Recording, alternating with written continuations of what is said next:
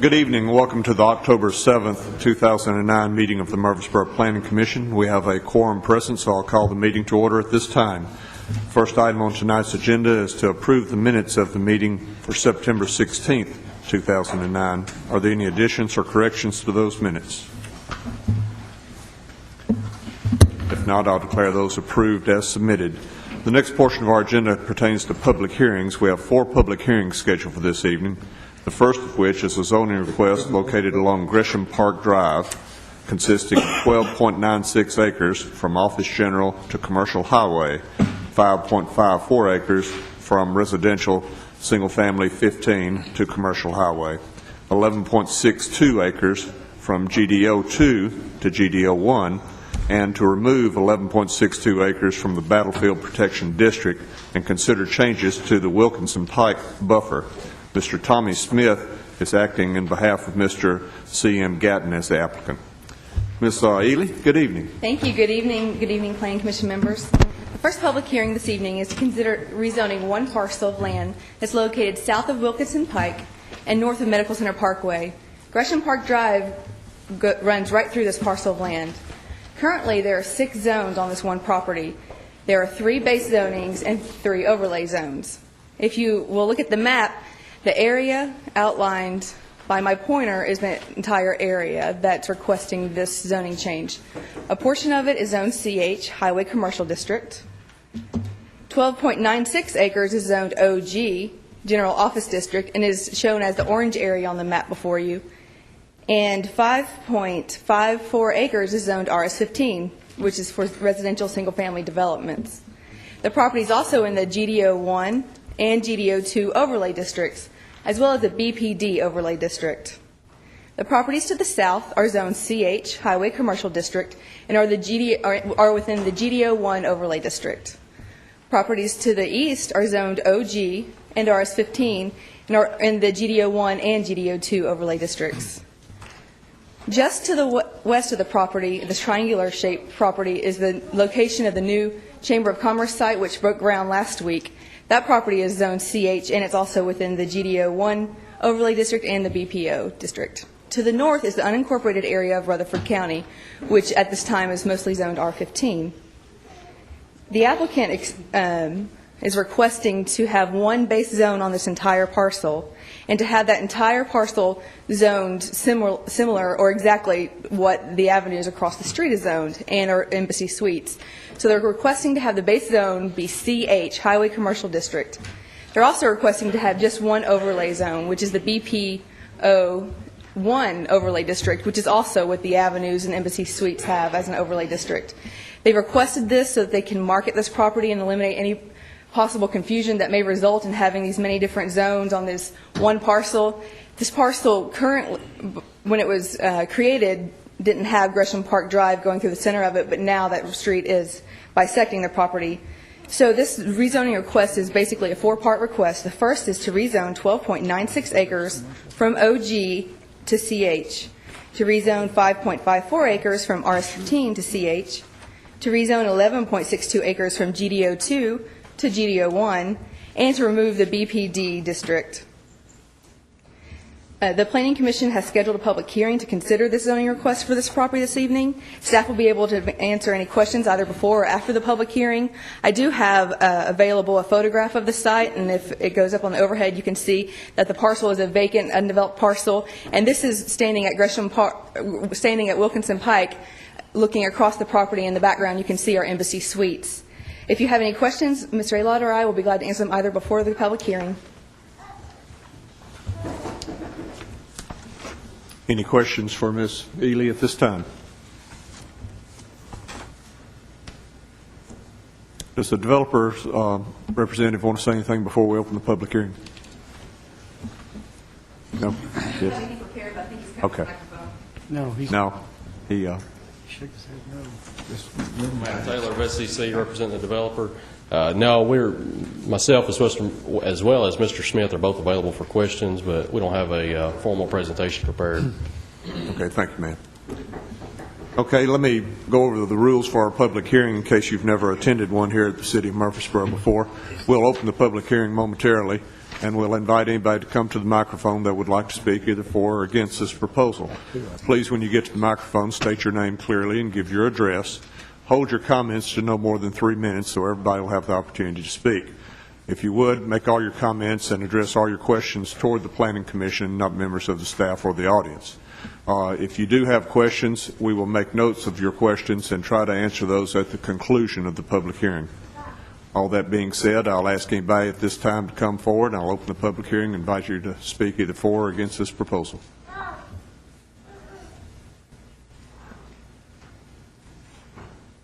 Anybody at all on the first subject? My name is my name is Brian Pritchard. I reside at 2672 Cross Park, which is in the Manson Retreat subdivision. My concern for the change of the overlay, is with diminishing the buffer, we have no protection whatsoever. If a 150-foot building is built on the corner of Wilkinson and Grisham Park, everybody that's in the subdivision is going to be looking up at, and they're going to be looking down at us. There's no restriction whatsoever if this is approved. I just ask for you to be concerned with the residential area that's behind. Also, in regards to removing the overlay or the protection for the battlefield, I think that we need to look at possibly adding the buffer. There's 2 points. So right now we've got multiple things happening with this area. Taking away the buffer for the battlefield, it is a distance from the battlefield. It's kind of a moot point. But in regards to a commercial site going in, we have no protection whatsoever if that comes in, with the restriction going from 35 feet to allow 150 feet. I just ask that there becomes either a topic coming in for a buffer to help the residential have something that's incompatible from commercial and residential be side by side. That's my comments. Thank you. Thank you very much, sir. Yes, please come forward. My name is Preston Boland. I live at 2512 West Park Drive, which is the first house on the right on West Park Drive. For years, we've talked about the battlefield protection plan and low-level build. We knew it was going to be commercial zones, but we were always guaranteed it would be low buildings built there. What was 45% of the land space would be parking lot landscaping. This is not what's been proposed all these years. All of a sudden, the first developer comes in and wants to make a change on it. You also have a flood issue in this area. Nobody said a thing about that, but we have a real flood issue. You have signs on Wilkinson Pike, beware of standing water.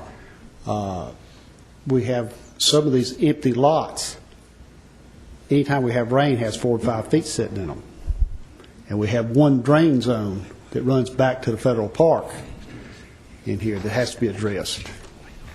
Thank you. Thank you, sir. Anybody else?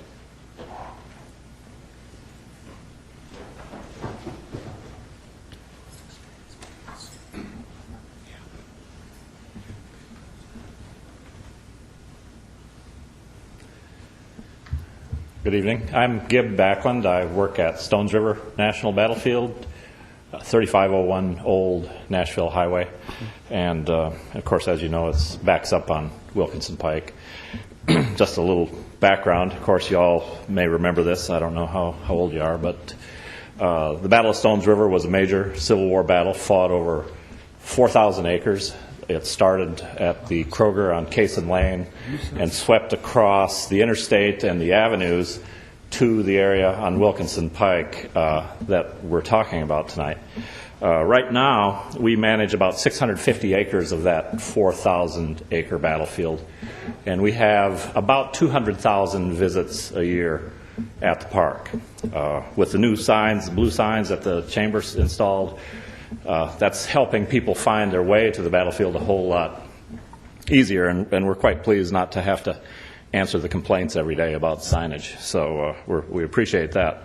Over the past year or couple of years, many years, we've been working to improve visitor experience at the battlefield. Just in the last year, we rehabilitated the Artillery Monument. We rehabilitated the Hazen Brigade Monument, the oldest Civil War monument in the country. We've just repointed the entire cemetery wall. We have a contract going on right now, two contracts to straighten headstones in the cemetery, and a couple of contracts to over $1 million to just remove a portion of the trees that were down during the tornado in April. We're also cleaning up some land near the Artillery Monument that was heavily disturbed prior to our acquisition of it. And you can see that along Thompson Lane north of Broad Street. So we're making tremendous investments. We reconstructed the rostrum in the cemetery about 3 years ago. We're making tremendous investments to improve the quality of visitor experience at the park. Right now, we have in the works a plan to develop a new tour road. And we have money in hand to begin that project, which will start either this fall or in the spring. And the first phase of it will improve the parking area near the visitor center. The next step, if Congress appropriates the funds, will be to build a new entrance from Thompson Lane near the New Vision Baptist Church into the park. And we think that will boost travel to the national park tremendously in the coming years. And as a part of that development, the new tour road will take people down the old Van Cleve Lane, which has been closed for some years, ever since Thompson Lane opened, and will provide access to that southern end of the park, which most people do not see right now, and that will be within 100 yards or so of Wilkinson Pike. So the changes that we've made and that we plan to make in the future will bring more and more people to the park and will put them in the area along Wilkinson Pike. I appreciate what the city has done with the Gateway design guidelines. I think they're really quite impressive. And as some of you may remember, when we did the Battlefield Protection District, it seems like it started ages ago, I think probably in 1993, 94. That process began when the county, before Thompson Lane ever was built, and we were working with the county, they obtained an American Battlefield Protection grant to help protect that area, to produce an overlay zone. The city annexed the area, and then we began working with the city, and some of you may recall some of those meetings. But it was a long and arduous process by which we developed the Battlefield Protection District. It was not always as easy and smooth, just like any public process can be difficult. And so we would like to see that the Battlefield Protection District protection stay in place with the additional protections provided by the Gateway design guidelines. I applaud the city for what you've done with the Gateway. And with the addition of the Gateway design guidelines and maintaining the current height limitation in the Battlefield Protection District, we would be quite pleased. So, thank you. Thank you, Mr. Backlund. Anybody else?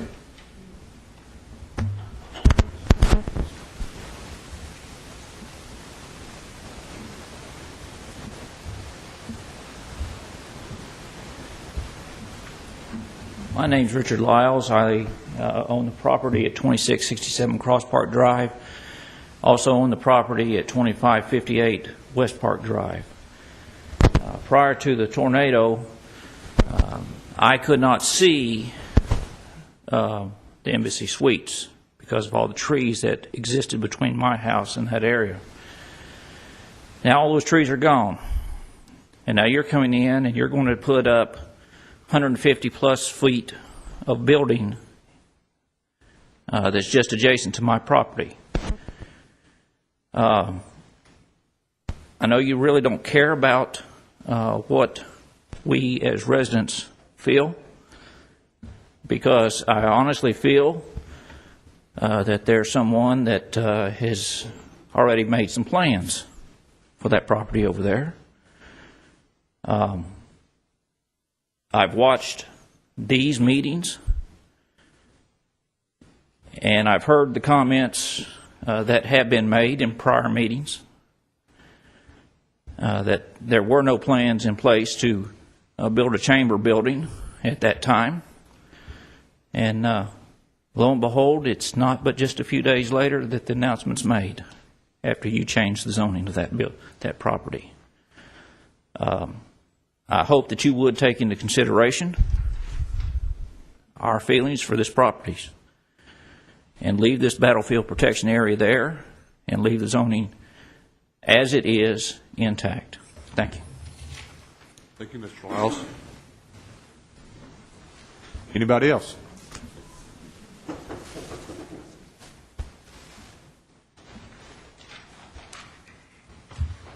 Hi, my name is Miles Cumberbatch. I have property at 2824 Wilkinson Pike. I guess my two concerns on this. One is the transfer of the office general. I believe, I don't know, a couple years ago when it first got set up, it was the office general spot right there in front of those homes was to give a buffer to all the commercial across the street, to the hotel, everything else. Granted, at that point we had trees. I still believe that if it goes to highway commercial, you're going to have highway commercial, Wilkinson Pike, and then a RF-15 zone. And so that's one thing. I just think that it should stay office general. As far as the height restrictions, if you take away the battlefield protection zone, it can be almost as high as you'd like it. If you think about it, you have the Chamber of Commerce, which is 4 stories. If you want something pretty right next to the Chamber of Commerce, like I've heard some people say, or comparable to the Chamber, it's not going to be a 1-story building. It's not going to look right, considering there's an 8-story building less than 200 yards away, being a hotel. So that means you might be already thinking that, we got a 4-story building here, let's go ahead and put a 2-story or 3-story building next to it so it looks nice. And as you go, you get the domino effect all the way down the road. As far as the whole piece, the whole site, a city road runs through the middle of it. So to think that this guy, the developer, might sell it all as one piece, that means he's going to sell 2 sides to one person. 2 spots right on Medical Center Parkway, 2 corners. 4,000 cars go down that road, down Wilson Pike to Thompson Lane, as far as what your numbers say, per day. So, I mean, that's a lot of almost 20 acres you're going to turn into commercial, with 4,000 cars running through the middle of it. It just seems like, as far as the homeowners go in that area, it's like, take it. But, I mean, it's drastic. The thing is when they changed the property in front of my house, and now it's going to be the chamber, they had a plan. But now you say you don't have a plan, you're turning it over to the developer. As far as I know, she showed the picture earlier, the developer they showed that picture of the massive land out there. That's like 25 lots. Only one's being developed in front of that hotel. It's all highway commercial, and the developer has it. So, I mean, if he has all these lots all ready to go, I mean, I understand it's a bad economy and all that, but changing this stuff right next to the chamber, it just seems like it might not be the right time. I feel it's not the right time, but I have a vested stake in it. And I guess that's about it. The RS-15, if you change it on that side of West Park, I believe it's also going to continue down or going towards the battlefield. You'll be able to change, since it's highway commercial next door, you're going to change highway commercial RS-15 to another highway commercial, especially when Wilkinson Pike becomes a 3-lane road. Then it's going to be a commercial district. Anyway, I disagree with it, and mostly for the height variance and for the promises made to homeowners in that area as far as buffers. But, thank you. Thank you, sir.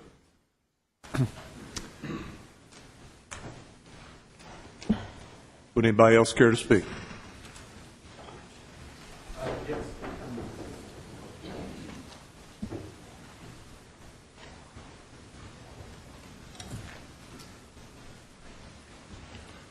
I'm Harold Ham, and I live at 2781 Highland Park Drive, which is basically the next street over from the Wilkinson. And my main concern is drainage. And everything you've done out there so far, you've managed to dump a lot of water on Miss Williamson's farm. And my property borders Miss Williamson's farm, and I get a part of it too. And I'm first off against the changes you're making, but I know you're going to make them because you've been requested by people that have money and not by residents that live out there. And yes, we had a tornado. Yes, I lost the same trees. I lost 81 trees out of my backyard. I can light up my backyard by the new hotel. And yet you're going to put another building there that'll help light it up again. And I just want to make sure the drainage is my main concern. You're going to make the changes. No matter what we say, you're still going to make them.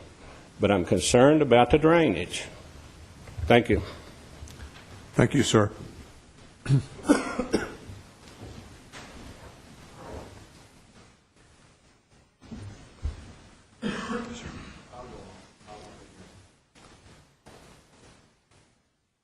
Anybody?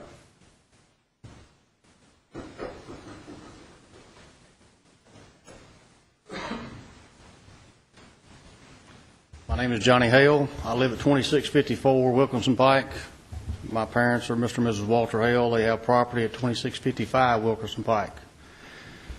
Our property is across the street where all this new development is going on right now, which we have no idea what's even going to be put there. As the gentleman before said, drainage is a very, very concern. Every time it rains, my yard's flooded. My neighbor's yard's flooded. They keep saying they're coming through with a new road. Been saying it now for 20 years. Hadn't seen anything yet. Potholes in the road not being fixed. Don't understand why. There's more traffic on that road now than there's been in years. It's an easy access off of, Medical Center Parkway to come right through over on Thompson Lane. There's rumors they're going to close that road. Please do not close that road. We need that road to stay open, even if we put a new road there where the development is there. Fire, ambulance, police, all that area needs to be protected. With the road closed, that's not going to help at all. We need to make sure that the decision that you're making is one for the homeowners. It's not just a house that we're living in, it's our homes. It's our homes that we've lived for several years.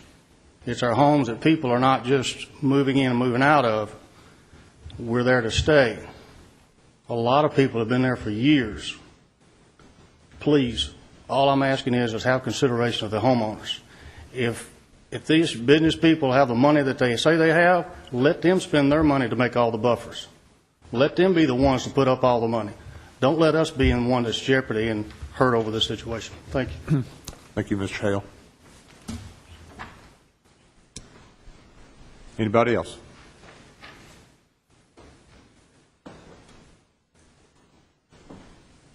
Nobody?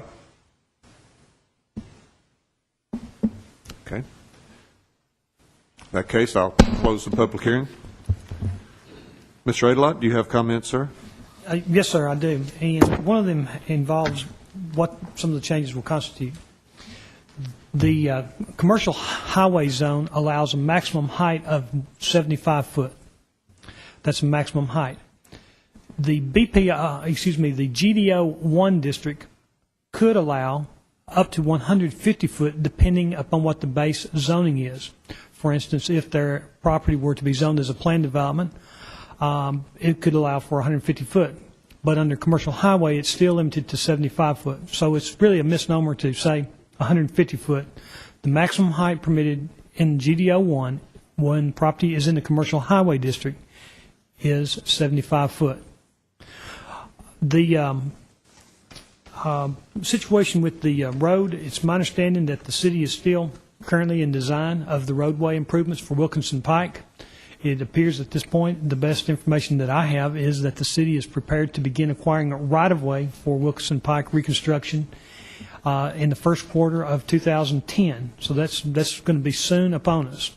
I think that the city has a very strong resolve to see that road reconstructed. We're very much aware of how the traffic operates in the area. It's something that we've studied very much, particularly at the staff level. Mr. Richardson, Mr. Balanchandran, and our city engineer, Mr. Griffith, are all very knowledgeable about the traffic conditions and what's going on there. This area does have some flooding circumstances that are inherent with the type of land that's out there. That land out there has sinks and depressions. Ms. Williamson's property to the west has some depressions in it, and the city does drain some of the road, the Medical Center Parkway, into those. We did acquire easements to permit us to do that. I think that we may want to pause and find out the circumstances of Mr. Ham's property, because I don't think that we are wanting to shed water onto him from that. So our city engineer will be asked to look into it and find out what's going on there. Because I don't think that was something we intended to be a consequence of any of our roadway improvements. Wilkinson Pike will be improved to a 3-lane construction. It's a street that has roadway deficiencies as well as capacity issues or future capacity issues. And those deficiencies, I think that anybody driving out there will know very quickly what we're talking about. Horizontal deficiencies in that the road curves in bad ways. It doesn't have the right kind of banking on the curves that it does have. It's an old road that's just been upgraded through the years with asphalt. It also has horizontal deficiencies, meaning that it doesn't have the right kind of slope to it. So as you drive it, there are places that have poor side distance. Some of the curves with the horizontal cause there to be some poor side distance. So even independent of what the gateway area, what's happening there, are needs to see improvements to the Wilkinson Pike. And the city is something we've studied a lot. We have to prioritize what we do, but we know they are needed. Now, the drainage with Wilkinson Pike, it's something that's actually a very complex situation. And part of it has to do with the roadway itself. The roadway has a tendency to block drainage on the south side of Wilkinson Pike. The drainage structures under it, and to the east of Blanton Point, which if you look on the map, you can see Blanton's Point, where the words are on the very east side. That would be right here. Just to the east of that is one of the areas where the road closes sometimes due to flooding. Part of what we've been having done is the same developer, the same applicant that's before you tonight on this, he has constructed a very large detention basin. It's designed to help to mitigate the impact, the drainage impact of his development of his property. We've already seen a master plan for that before this planning commission. We've already approved that. It was carefully designed and engineered to do that. Combined with raising the roadway when we reconstruct Wilkinson Pike will help to that situation. Some of these depressions that are in the West Park subdivision and Manson Retreat, those may be things that the county has left that I don't know the solution to, nor do I know what the situation is with them. That subdivision was developed in the county. There are street ditches. There are not curbs and gutters. And there's not a whole lot that we can do to cure them, especially if they're not in the city, as that subdivision is not in the city. However, what we can do is, as we see development occur within the city, we can carefully monitor it, and we can insist that the developers, engineers, bring to us plans that meet our expectations for the conditions. Also, we will ask that they meet our stormwater regulations, and that is to hold the water for 48 hours. So that's something I wanted to go into on the drainage. I think we're very familiar with that circumstance. We have with us our environmental engineer, Mr. Sam Huddleston. He might be able to shed some light on it if need be. But that's sort of the rundown there. Now I want to talk a little bit about the BP overlay district. The BP Overlay District was created at a different time in our community before the creation and the construction of the Medical Center Parkway. It was constructed before we had the GDO regulations. It was constructed before we had seen what the quality of development that the Gateway Design Overlay District would allow. And it was constructed at a time when we believed that Wilkinson Pike, as it exists today, would simply be upgraded as one of the primary entrances into the park area. So we were a little bit cautious about what we were to see happen there. As things have turned out, we have the Medical Center Parkway. It is the major traffic artery. We have the Gateway Overlay District, and we see the quality of the avenues, the quality of all the development along the Medical Center Parkway, and the quality of the Embassy Suite and Conference Center. So we can now judge the impact that the Gateway Design Guidelines have had, and I believe they're very positive. My peers as planners come to me and want to study what we have done because they envy our foresight to have had those type of regulations. We also have a developer, the same developer that's before you tonight making this request, who has been very supportive and instrumental in seeing them implemented. So when this application comes up, it's not with unknowns. It is now with knowns. The BP overlay no longer has the urgency it once had. When we were looking at the Wilkinson Pike as the primary entrance, back when it was called Manson Pike, it was very much a concern of mine that we'd see commercial development attempted along a road that was totally inadequate for that purpose. With the roadway construction of Wilkinson Pike on its way and committed to, and with the type of development and type of regulations, I feel that there's a fail-safe. I don't think that the BP overlay is needed. And in fact, in our zone ordinance, it says, in interpreting the intent and purpose set forth in this subsection, the following considerations shall apply. The proximity of the land proposed to be so regulated in relation to areas within the boundary of Stones River National Battlefield and Cemetery.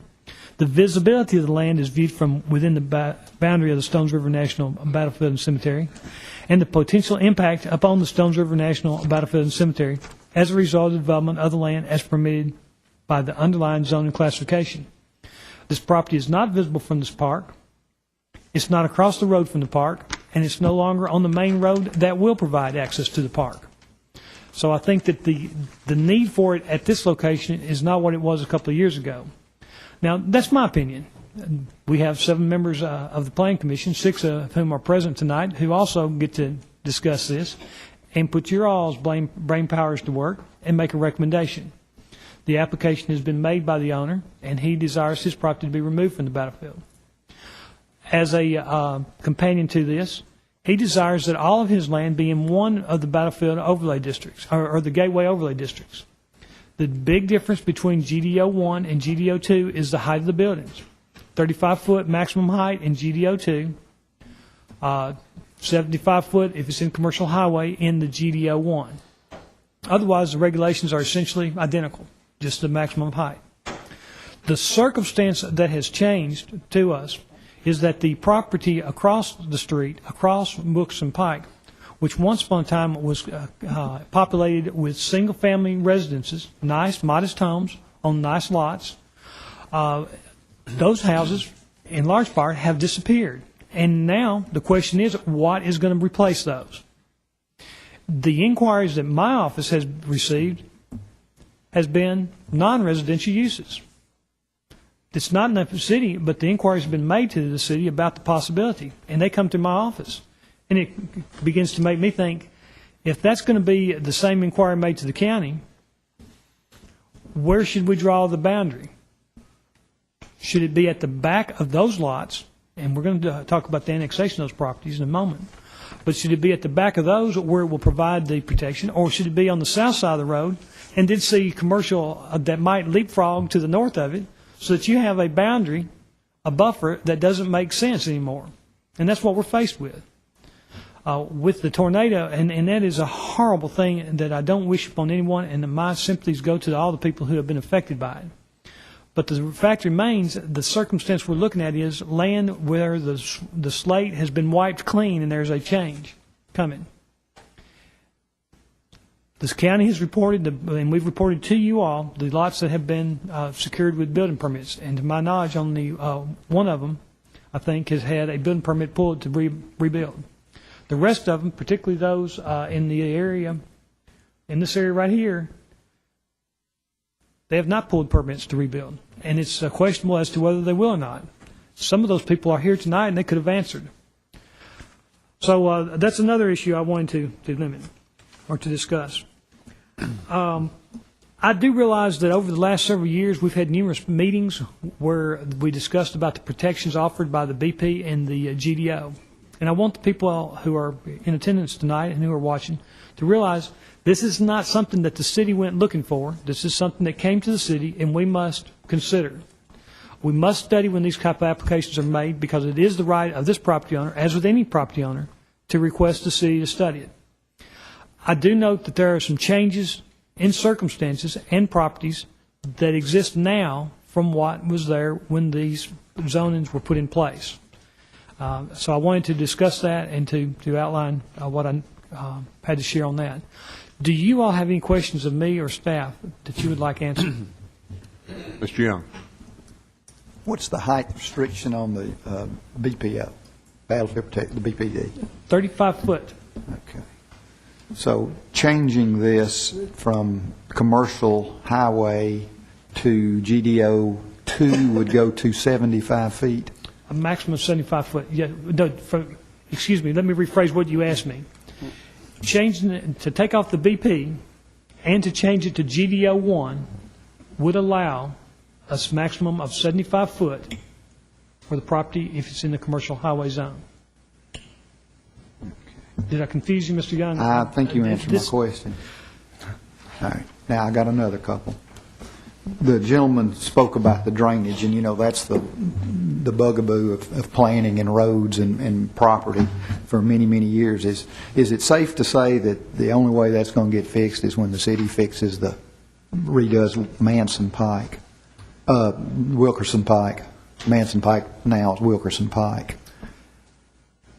The comment was made that nothing's happened in 25 years out there.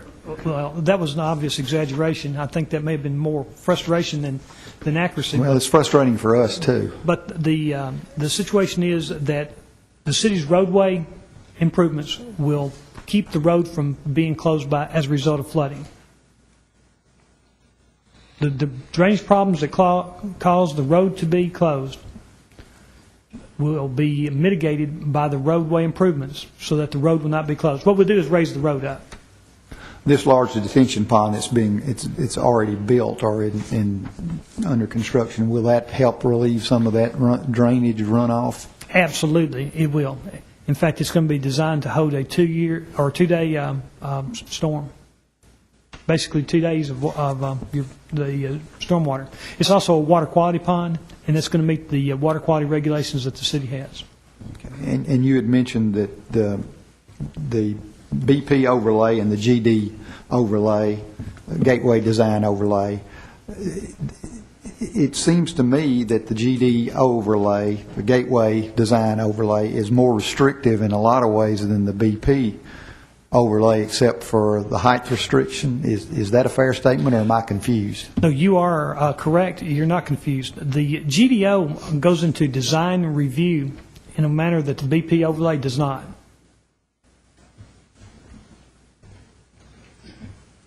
Okay.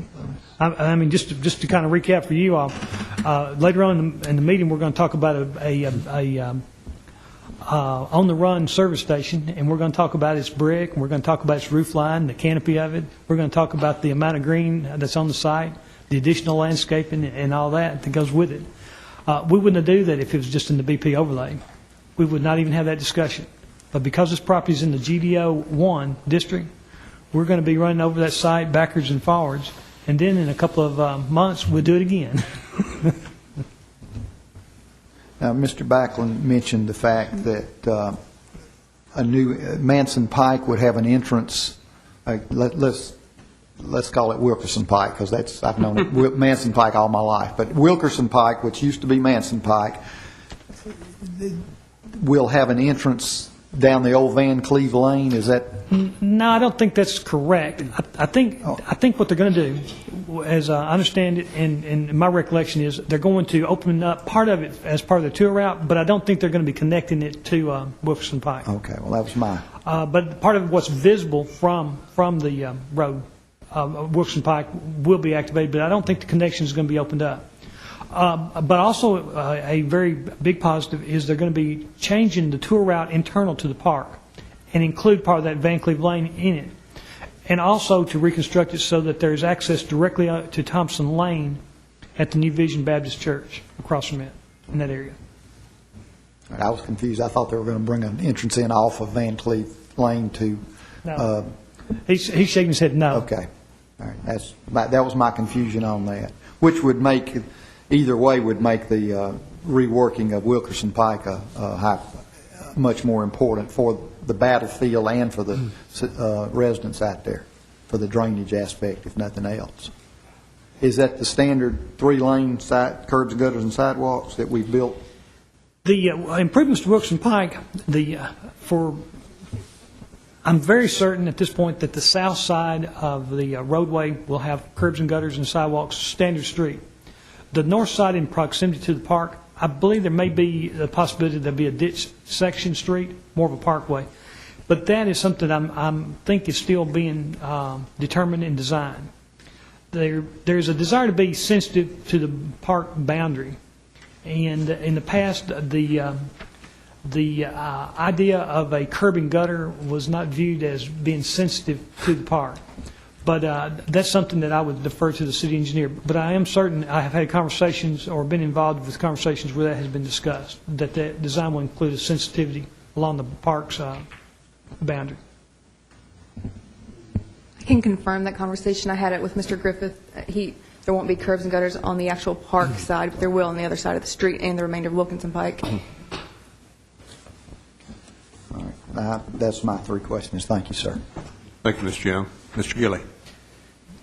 Just a couple of comments, and I appreciate, Mr. Alott, the fact that the GDO protections we have are probably in a lot of ways more stringent, if you will, and more detailed than what the BP overlay has offered us in the past, as Mr. Young said. Is that a fair assessment? Yes, sir, it is. But having said that, in this particular circumstance, my biggest concern is the height change. Would we be having this conversation right now if the tornado had not come through in April? You know, I think that there's a possibility we would have, and I'll tell you the reason why. Maybe at some point in the future, but I mean at this point in time. I think that the question would have come up because I think that the BP overlay extends 500 feet from Wilkinson Pike to the south. And I think in my conversations with the owner of the property and his agents, they viewed that as being excessive. And it may have come to you with a request to simply remove it completely or to reduce it to 100 feet or to 200 feet or to 50 foot. But with the way things are shaping up, I think that they wanted to go ahead and ask for the complete elimination, realizing that the Plan Commission, if it's advertised for the complete elimination, the Plan Commission has the ability to recommend something less than total elimination if it felt like changing it. But I had to believe that it was soon that this conversation would be coming up to you, regardless of the tornado. Well, my only concern is perhaps that maybe it would have come up down the road, but the way things are situated right now, we're still just a few months out from the community trying to heal from the tornado, and I don't want us to make decisions that are going to change the landscape of that area for the indefinite future just because of circumstances that changed in the wake of tragedy. And my concern, again, is I think 75 feet may be too high for the area that we're talking about. I've been very proud of how the avenues and the Gateway and the Embassy Suites have all developed, and to me that's a platinum standard that we've established out there, but I don't want that to bleed over into residential areas that perhaps were it not for a tragedy we wouldn't be looking at it at this point in time. Mr. Taylor, I have a question regarding, what's the typical, how many stories could they build in 75 foot and just typical commercial building? Well, it's hard to say what typical is exactly, particularly when it's in GDO. Sure. Because they're never typical. But you would think of, if 10 foot per story, you're looking at maybe 7, maybe 8 stories. And there's practicalities that go with that tall of a building. Typically, your first story will have a taller first floor. Sometimes the second floor the same way. Then sometimes your roof elements may have some that may keep it from being a story, but still are part of the height, like the penthouse, the elevator top. It would be counted in the height, so it may keep you from having a story up there. But 7 to 8 stories is a possibility. Okay. So with 35 feet, we're looking at about 3 stories. In the 35 foot, 3 stories is a very common height. And the applicant wants to have an underlying zone of CH with a GDO1 overlay? Yes, sir. Because I noticed it just says 11.62 acres from GDO2 to GDO1 that still has the bulk zoning of highway commercial? Yes, he wants to have the CH. That's part of the request. Okay. And basically GDO1, the only difference between GDO1 and GDO2 is the height? Essentially, that is the only difference. Okay. Some of that property is already zoned GDO1. That's why the acreage is just over 11 acres to rezone from GDO2 to GDO1, because it's already zoned GDO1. For some Which is GDO1? Okay, let me show you. GDO1 would be in this area, down in this area here. That's already GDO1. This is GDO1. GDO2, and this map right here that they're bringing up shows it to you. The same thing in a different way. Oh, I see. The area that has the hatch marks, that is the GDO2. The GDO1 is this area that has got the speckled dots. Okay. The area that has the boundary around it is the BP overlay. And you'll notice that the BP overlay and the GDO2 boundary is essentially the same as it crosses this property.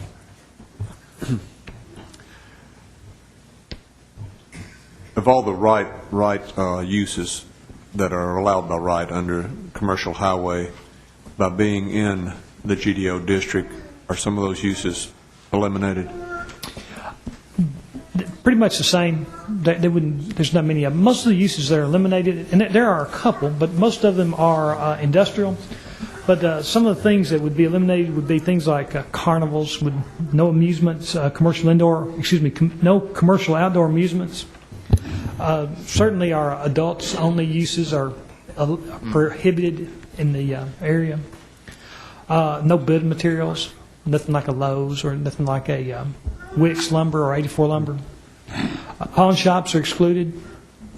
Salvage and surplus merchandise, taverns, and tattoo parlors. And the rest of them are just simple industrial uses that aren't permitted. Councilman Gilley. Mr. Taylor, what is the average height of the buildings in the avenues?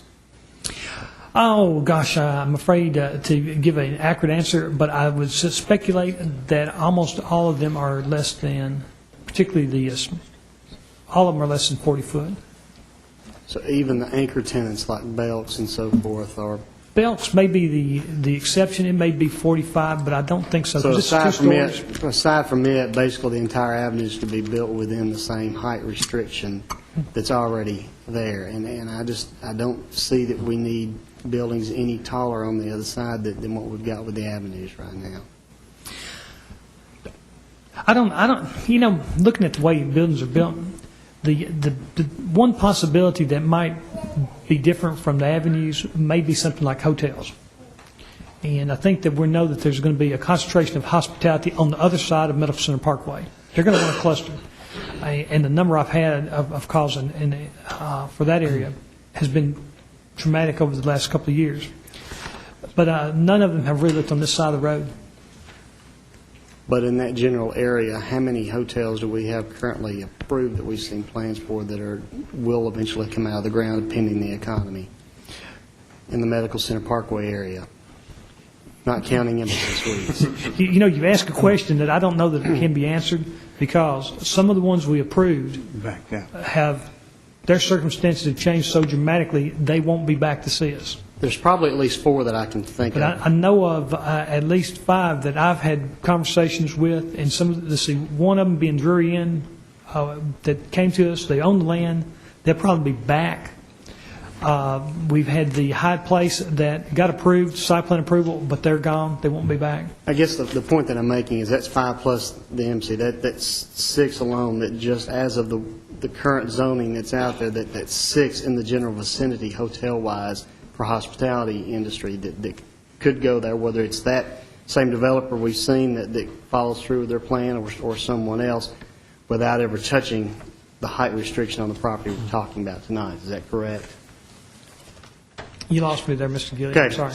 Whether they build or not, the 5 that we've got plus Embassy Suite makes 6 potential hotel hospitality sites in the General Medical Center Parkway area, even if we don't increase the height restrictions on the property we're talking about tonight. Oh, yes, sir. Independent of this request, there are sites available for at least 6 hotels. That's the and point probably I'm more. getting at. I think with 1 out of the ground and 5 more potential spots right now, it's probably satisfactory for that general area without removing the height restriction that we have on this property right now.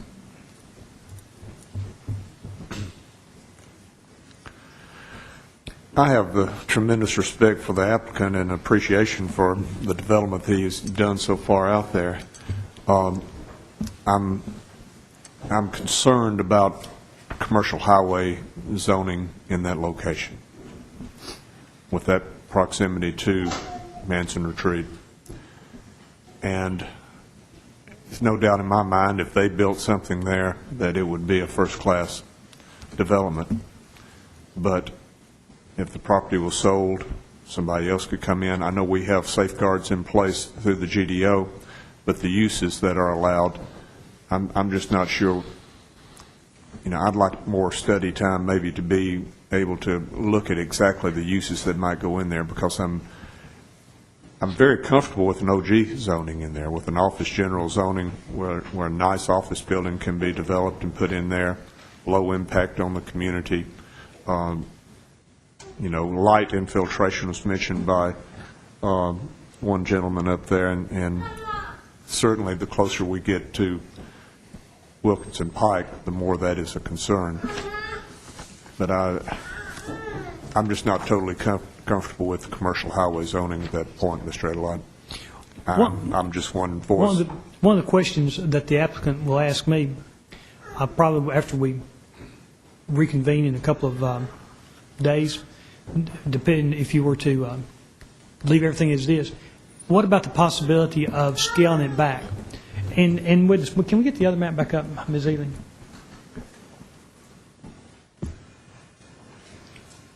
There.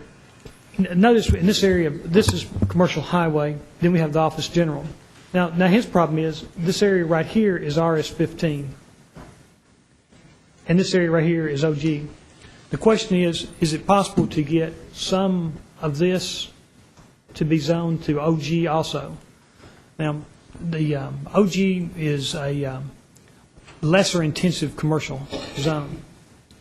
It allows fewer uses in the commercial highway district. It allows offices.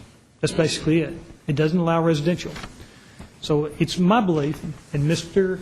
Ives will consult with the city attorney for her concurrence, that it might be that you could recommend OG for some or all of that area, as opposed to commercial highway. If you wanted to, without having to re-advertise. Of course, if you had to re-advertise, that's just the way it would be. But I believe that it can be done, because all the uses permitted in OG district are also permitted in commercial highway, but not the vice versa. I think that the RS-15 zone is not correct for that property. I think the likelihood of a single-family home is remote. I think it just is no longer in the cards. So that's a question that I think the Planning Commission needs to discuss. Also, the possibility of scaling back the BP or scaling back the GDO 2 and increasing the GDO 1, so that the lines that have been down here were moved up to here. The idea of the buffer is still valid and not to be discarded, but maybe it could be reduced instead of the 500-foot strip that's there now. I would feel comfortable, I mean, this is my opinion, what you suggested is an OG for the RS-15, but keeping the GDO2 overlay, that would sort of accomplish what Mr. Gilley's talking about, which would keep that height down to 35 feet. That's just my thinking. There's some good points being brought up here, and we've got several different zones and several different applications, and we don't know what, I think we've got a consensus of anything tonight. I'd like to see maybe us defer this for 30 days and see what we could come up with, see what the developer might be willing to do, what this board might make the developer do, something on that order. I just hate to start redesigning his land for him, and I also have some problems with just blanket zoning. So I think if we looked at this and studied it, and this is a tactic we've used many times, and we get good products out of it in the long run. This would let us have some opportunities and think a little differently and look at this a little different way. So with Mr. Lamb, Mr. Young, excuse me, you said 30 days. Would you like to have it back on your work study meeting at our next meeting, which would be the 21st, and have it back on there as an agenda item for discussion, but not decision? We would certainly want to have the decision made. that would be fine. Would you please hold off on a motion for the time being, because Mrs. Jones would like to have a statement. Ms. Jones? You can make a motion. Thank you. She kicked me under the... No, I didn't.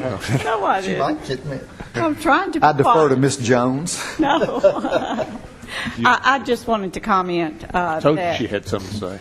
well, the opinions that have been voiced and kind of just throw my thoughts in there too, just for future discussion. That I do agree that I believe that the RS-15 is not the correct zone for that, for the blue area. But I believe OG would be closer to being the correct zone for that area. I think the GDO2 and the GDO1, the way we have them, I'm pleased with them the way they are. And so that's kind of the way I would be feeling towards that. But I also do feel like we've got a lot of other things on the agenda tonight that all affect this property, and I do think I hope we would maybe discuss this at our next work session after we hear everything about the other items on the agenda as well. Councilman Gilley? Just a couple of things. Mr. Alott, if you could please, could you sort of sketch out for us on the board what Mr.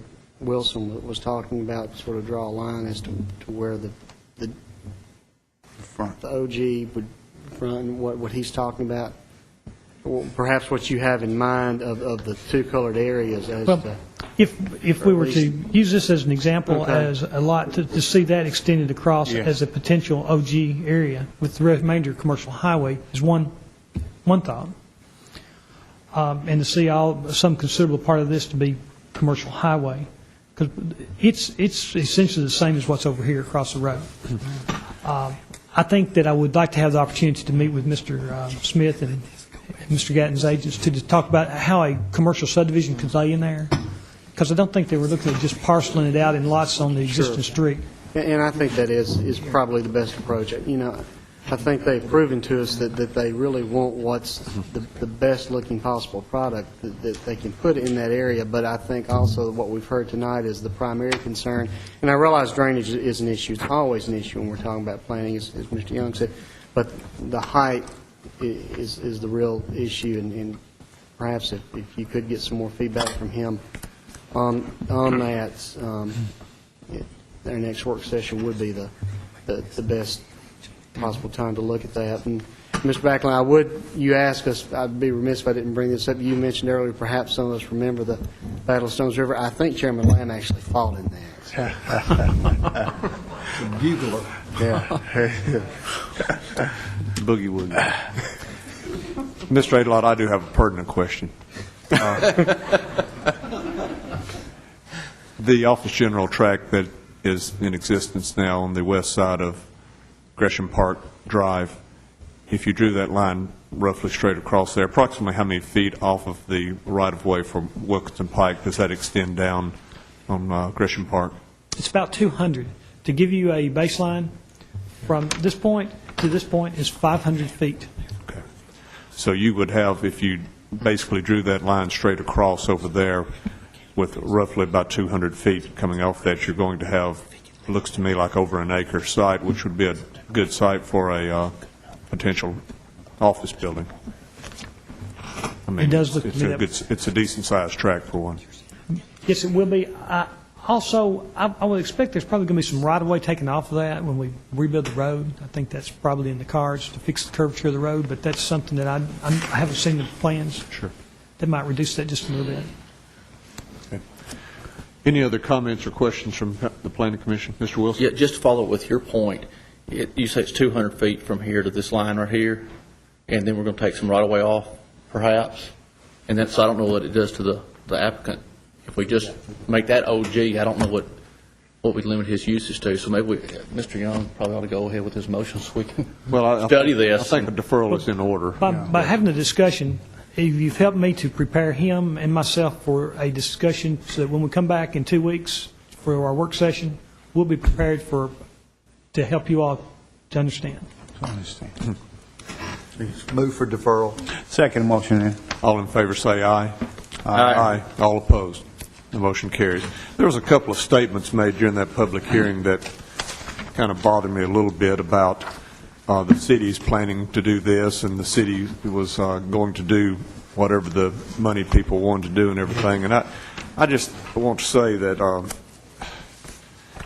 we have these public hearings at the Planning Commission level to hear what residents have to say about these proposals. The city did not come up with this proposal. This is something that the property owner came up with, just like other property owners that are going to be coming before us here the rest of the evening. So this is not some grand plan that the city is in conspiracy with this property developer to come in here and completely change this to some way that would be offensive to Manson Retreat and the surrounding neighborhoods. And, it is inappropriate to insinuate anything to that as far as I'm concerned. So. That being said, we'll move on to the next public hearing, that being a zoning ordinance amendment regarding the Wilkinson Pike buffer. The planning staff is the applicant on this one. Thank you again. Ms. Ely? As part of the previous request made by the applicant has asked the Planning Commission to reconsider the Wilkinson Pike buffer requirements outlined in our GDO standards. It is the applicant's belief that the circumstances which motivated the city of Murfreesboro to adopt this provision in the GDO standards has changed in large part due to the quality of development that has currently been constructed within the Gateway Design Overlay area, and also because as a result of the April 10, 2009 tornado that destroyed homes on the north side of Wilkinson Pike. As currently written, the Wilkinson Pike buffer requires a 100-foot buffer for any commercial type developments along Wilkinson Pike, along the south side of Wilkinson Pike. Staff presented several options to Planning Commission as what to do to consider the applicant's request. The Planning Commission asked staff to move forward with advertising a public hearing and providing you information with the following change: to amend Section 24, Article 3, C6B1 by changing the word Medical Center Parkway to the phrase West Park Drive, so that the buffer will only apply to the portion of Wilkinson Pike east of West Park Drive over to Van Cleve Lane. This option would also remove the buffer from the Chamber of Commerce site. And if you look at the map that I provided for you, this buffer is shown in the area that's colored purple and the area that's colored blue.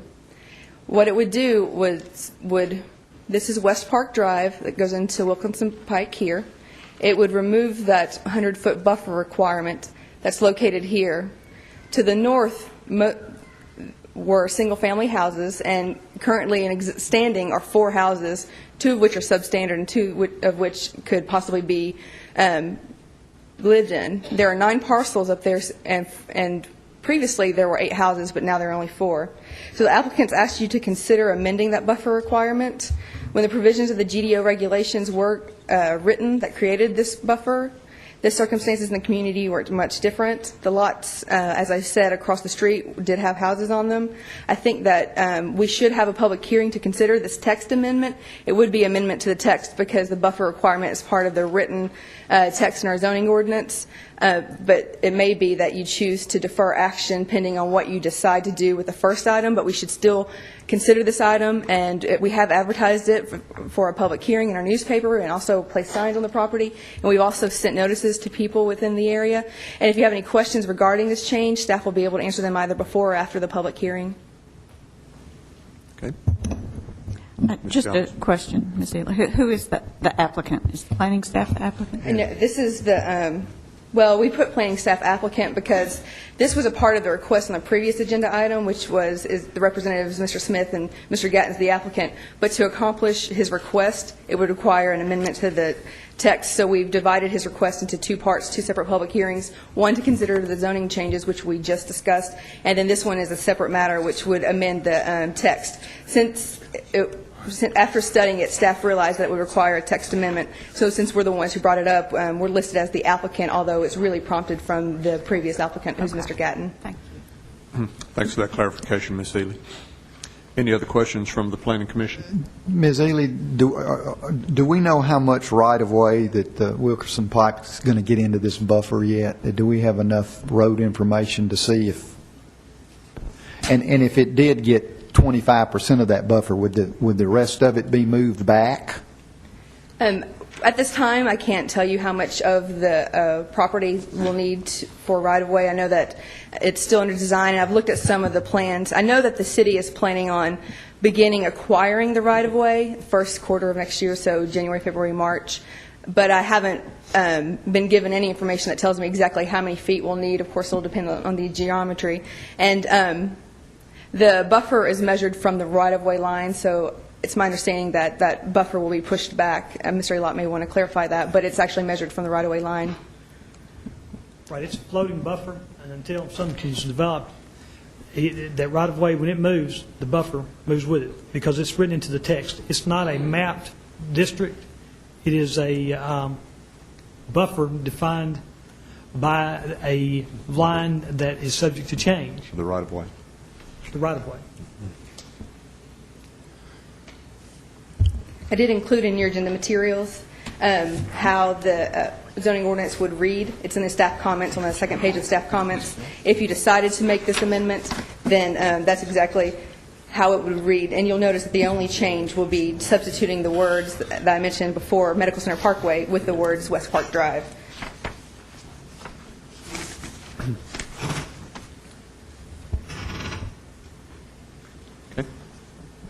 Mr. Young? Let's have the hearing, yeah. Okay. Any other questions? If not, I'll open the public hearing for this public hearing. Anybody who would like to speak, please come forward. My name is Brian Fritcher. I reside at 2672 Cross Park Drive in the Manson Retreat subdivision. I ask that we do not change the buffer. One of the things that was not clarified by Mr. Adlott was by changing the GDO from 2 to 1. Currently, if it is zoned to commercial highway, that restriction would be 75 feet. Where it would be available to go to 150 is if it comes in as mixed use in the future. We don't know at this point what is planned for this area.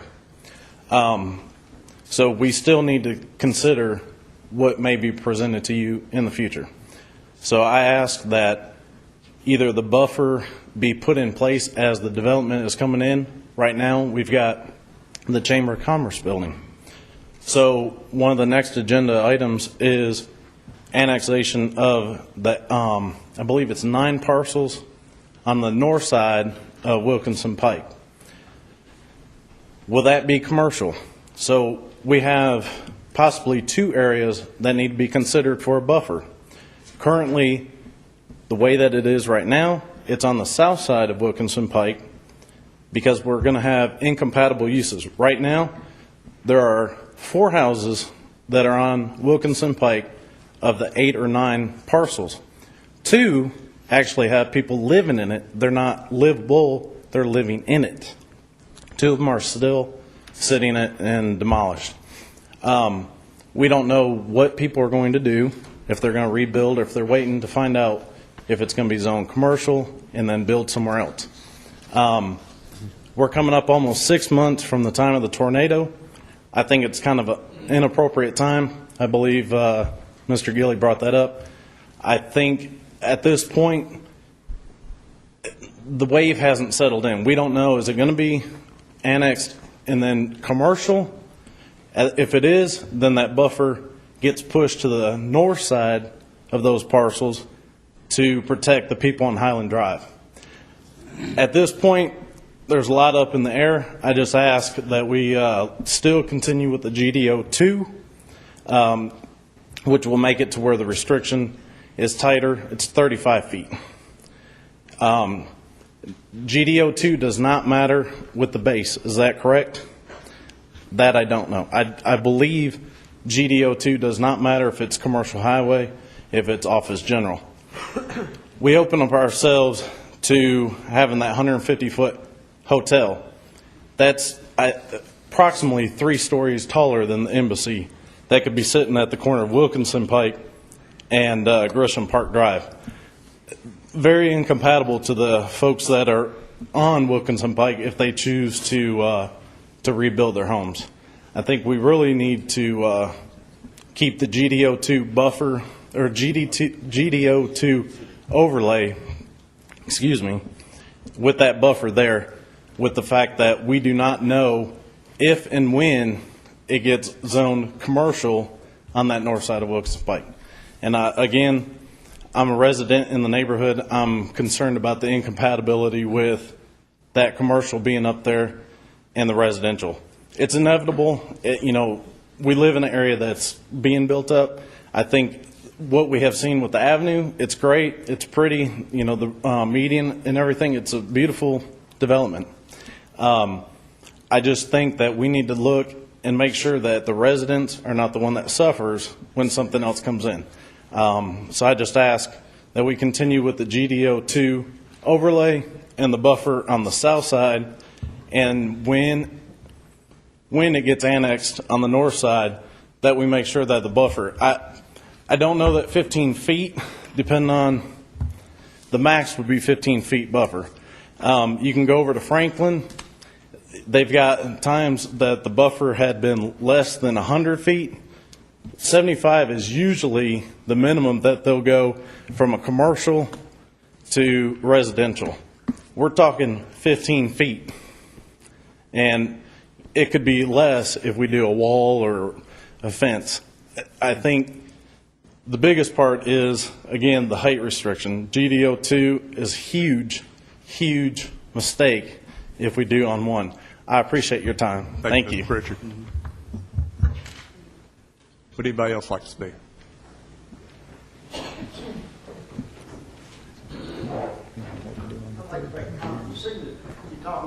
Sir, come to the microphone, please, and state your name. I'm Preston Bowling, live at 2512 West Park Drive.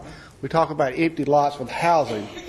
There's one lot right there off West Park Drive on the left-hand side that is in the floodplain. Water stands in it every time it rains. We have a substantial rain. That's why it's never been development. The land doesn't perk. In other words, it's nothing to do with the storm damage. It is a basin that holds water. That's why there's no house on that lot. Thank you.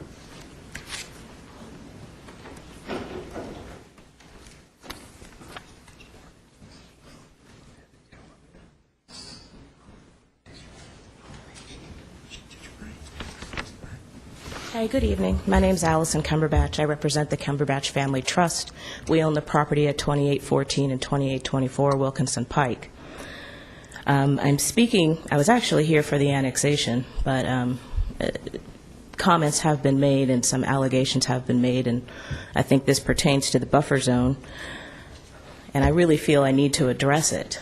I could ask for a show of hands from my neighbors, the folks living or who own the property, the 9 lots, who's been inquiring of the city, what they can do with their property. But I already know that to be false, because we all work together. We're neighbors. We've been neighbors for nearly 20 years, some longer. At least our family has been in the neighborhood for a good 17, 18 years. That neighborhood existed, obviously, before we got there. And we know what's going on with one another. We see each other out on the property as we're out there every weekend still trying to clean up from the tornado. And I appreciate, Mr. Gilley, your comments, because that really is how it's striking those of us who've lost our homes, lost everything, that you're really coming in on the wings of a natural disaster and trying to turn it to an advantage. And I'm sure that's not your intent, but that's how it feels. It's not as simple as they make it appear in all the insurance commercials. We're still dealing with insurance. Mr. Atkinson's house is standing and has pretty much been ruined from the inside out as he's been fighting with his insurance company. He hasn't been paid. He doesn't know what's going to happen. That's why he's not rebuilding, because he has no clue what he's going to do. None. He can't even get them to pay for the house. They won't acknowledge it's a total destruction. My parents just wrapped up their insurance claim. I'm still fighting. And then we have to come and deal with this, and we have to hear nonsense that people are talking about what they can do with their property. The truth of the matter is that the city, out of the blue, called my father. My father did not call the city. The city called us. We have the same phone number we've always had. We're living over Cason Lane area. And out of the blue, somebody from the city engineer's office called and stated they wanted to do right by the property owners, and they just wanted to know how they could help. Ominous sounds of, we're with the government, we're here to help, and wanted to know what they were going to do with the property. Well, my parents celebrated their 50th wedding anniversary June 4th. So that tornado, April 10th, wiped out 50 years of their life. Everything. Everything is gone. Everything. The musical instruments, the artwork, the couches my mom had made to accommodate her diminutive size, the Duncan Fitch that she inherited from her mother, that her mother inherited from her mother, the mahogany cane furniture built by my great-great-grandfather, shipped up from Barbados, which is where my father comes from. Everything is gone. And to have to deal with this on top of it, because what this comes down to, and Mr. Lamb, I think the frustration you hear from folks is not to imply that the Planning Commission or the city is in collusion, but just simply the process is built in such a way that we get one shot at the mic, one shot at a public hearing, and the applicants who are proposing development get to continuously work almost hand in hand with city staff to devise a proposal that you will find acceptable. But what the lay people see on the outside is we come in, we argue, we yell against it, and ultimately it gets done. Well, it gets done modified and changed in ways probably due in part to our input through the public hearing as you work on these proposals, but it does leave, from the outside perspective, people with the feeling that, if you're a developer, if you have money, you have better access to the ears and the resources of the city to get your development done.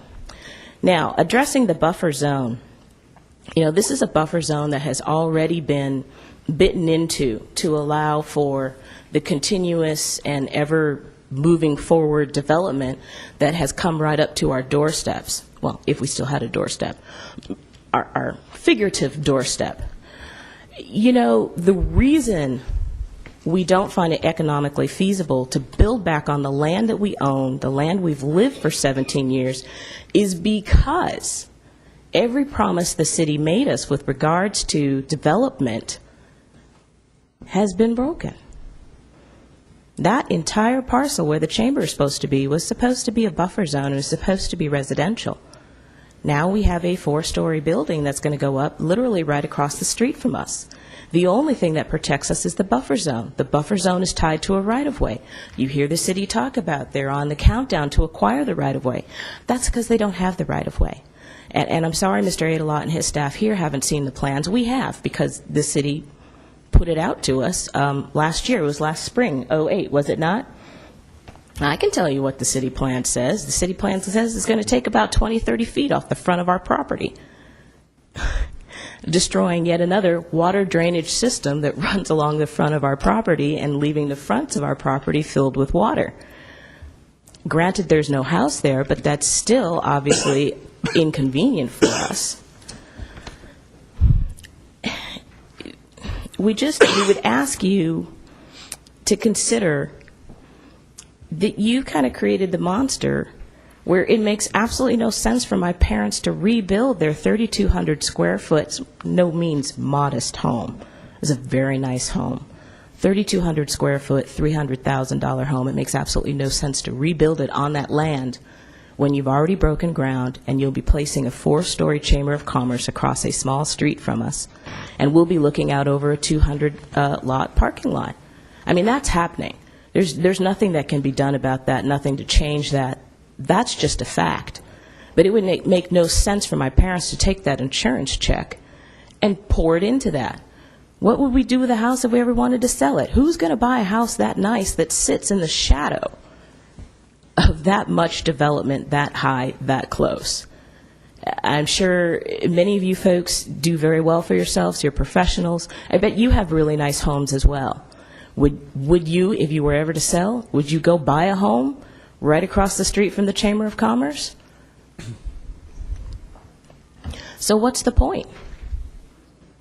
You know, that's why we're not rebuilding on the property. That and the fact that we have absolutely no idea of where we're going to go from here. Right now, we're all sitting in rental homes. We're still sorting through our stuff. We're still cleaning our property. We're still fighting with the insurance companies. It's been a very short amount of time. It might seem like quite a length of time for those who were not affected, but I guarantee and promise you, for somebody who lost everything in the tornado, 6 months later, we're still floundering and flailing. People have not decided what they're going to do. You don't know that 2 more of those property owners aren't going to be building back on their property. They're still fighting with the insurance company. I mean, you know, when they can get things resolved, then they'll be in a position to make a decision. So we would ask you not to be basing a lot of decisions and changing the structure of our neighborhood and the impact on our neighborhood based on this natural disaster and based on the fact that there are no longer homes sitting on some of those, on most of, or viable homes on most of those 9 parcels. Don't make a decision based on that. We're still in the county, because you haven't hit the 3rd agenda item yet, and we are still zoned residential, and we don't know what's going to happen in the future and what we're going to do with that land. We may sell it to somebody who wants to build a residential home, maybe something more modest, but obviously we're not going to be building our very lovely homes right across the street from the Chamber of Commerce. But that's no reason to then take away the buffer zone, which affects the rest of the neighborhood. Thank you for your comments. Would anybody else like to speak?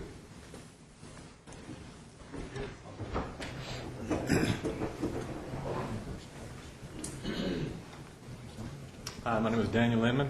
I live at 2731 Highland Park Drive. And it seems as if the cart is before the horse on this one. We do have a residential area that we're all talking about transitioning into as best we can with, of course, some sort of buffer zone, whether it's a 4-foot knee wall made of stone or whatever, or a 100-foot clear span of property. Changing, it seems as if we are already assuming that the property, this annexation, is going to go commercial. Why would we want not to have a buffer zone right across from residential property? And you're now, right now, proposing to eliminate a buffer zone across from residential property. the cart is before the horse on this one. The way I see it, that if you do eliminate this buffer zone and annex these properties that we're talking about right now, where's the buffer zone? Where will there be a buffer zone for the residents behind this annexation? The properties are just not deep enough to allow a decent buffer zone. So I think the cart's before the horse on this. Very aggressive proposal is the way I see it.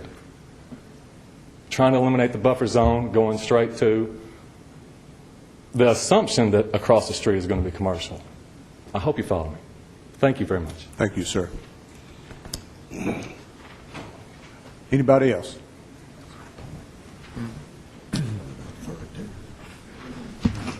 Anybody at all?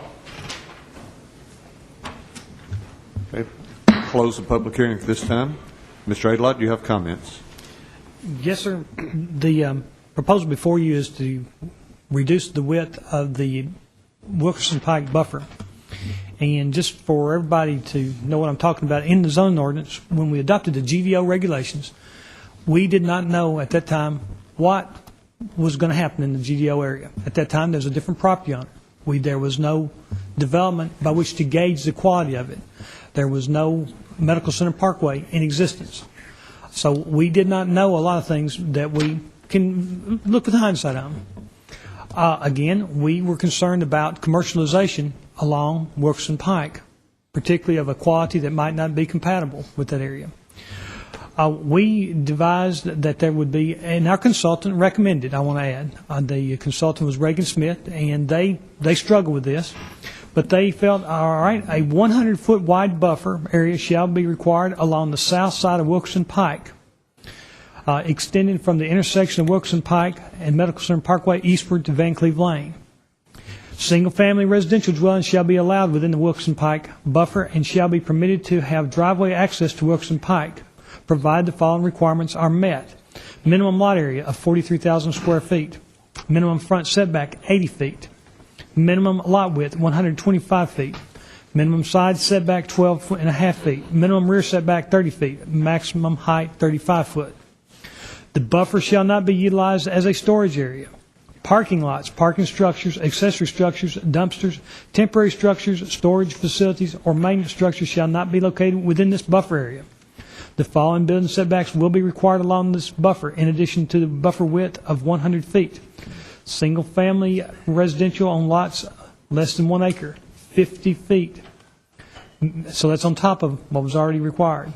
Multifamily residential, 100 feet. Office, 100 feet. Commercial. All parking areas, service areas, and rear buildings shall be screened from the buffer area. If any buffer requirements are required in accordance with the requirements of Section 27 of this article, they shall be placed in addition to the 100 feet required in this buffer area. So that's what we're talking about, those regulations. And the request was to eliminate it from the area that's colored purple. And we suggested if we were going to consider that, to go ahead and consider it for the blue area, because that's already under construction as the Chamber of Commerce. And in order to construct the Chamber of Commerce, there had to be a variance of this provision of the zone ordinance to allow it to be constructed, because the Chamber of Commerce building would have been prohibited as it is designed and constructed. That was a very unusual shaped land, but that was application was made and it was approved by the BZA. This is very restrictive. Now the question comes up: the almost an accusation is being made that the Planning Commission is considering to plan. That's what I heard. It's almost there's something almost funny about it, that we're getting the cart before the horse, that we're even considering to plan for our community. Ladies and gentlemen, I am the person who contacted Dr. Cumberbatch to inquire, what are your intentions with the property?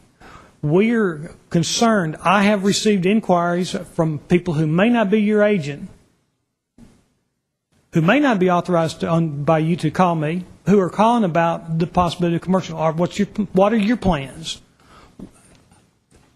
I guess I had the audacity to, out of the blue, to call and inquire as the city's plan director to find out if he was planning to contact the county for a rezoning. And I hope that wasn't offensive to him. I felt it was something that I was authorized to do, especially as our city manager had directed me to do that. Because when I began to receive calls that asked me about the possibility for rezoning that property for commercial adjacent to a multi-million-dollar building that our community is paying for in this prominent location, I am concerned. And that's why I called. So when I'm concerned, I'm wanting to plan for that area.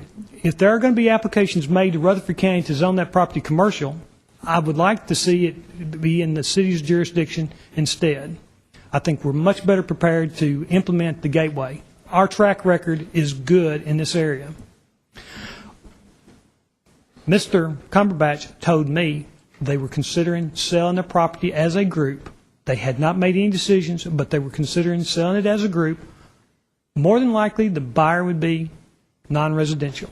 He did not know, but that was what they were considering as a group of property owners. So I felt, yes, it is not premature. It is right on time to begin having these discussions. And as a planning commission, you all may want to discuss what is the future. The cart is not before the horse. Now, specifically to the Wilkinson Pike buffer, if there is any potential for redevelopment on that other side of the road as commercial, then the south side of the road doesn't need to have this buffer on it. If there is absolutely no potential for redevelopment on the other side of the road for commercial, and it will be residential, then it almost begs and demands that it is maintained. So I think there needs to be some visioning, some planning, some consideration.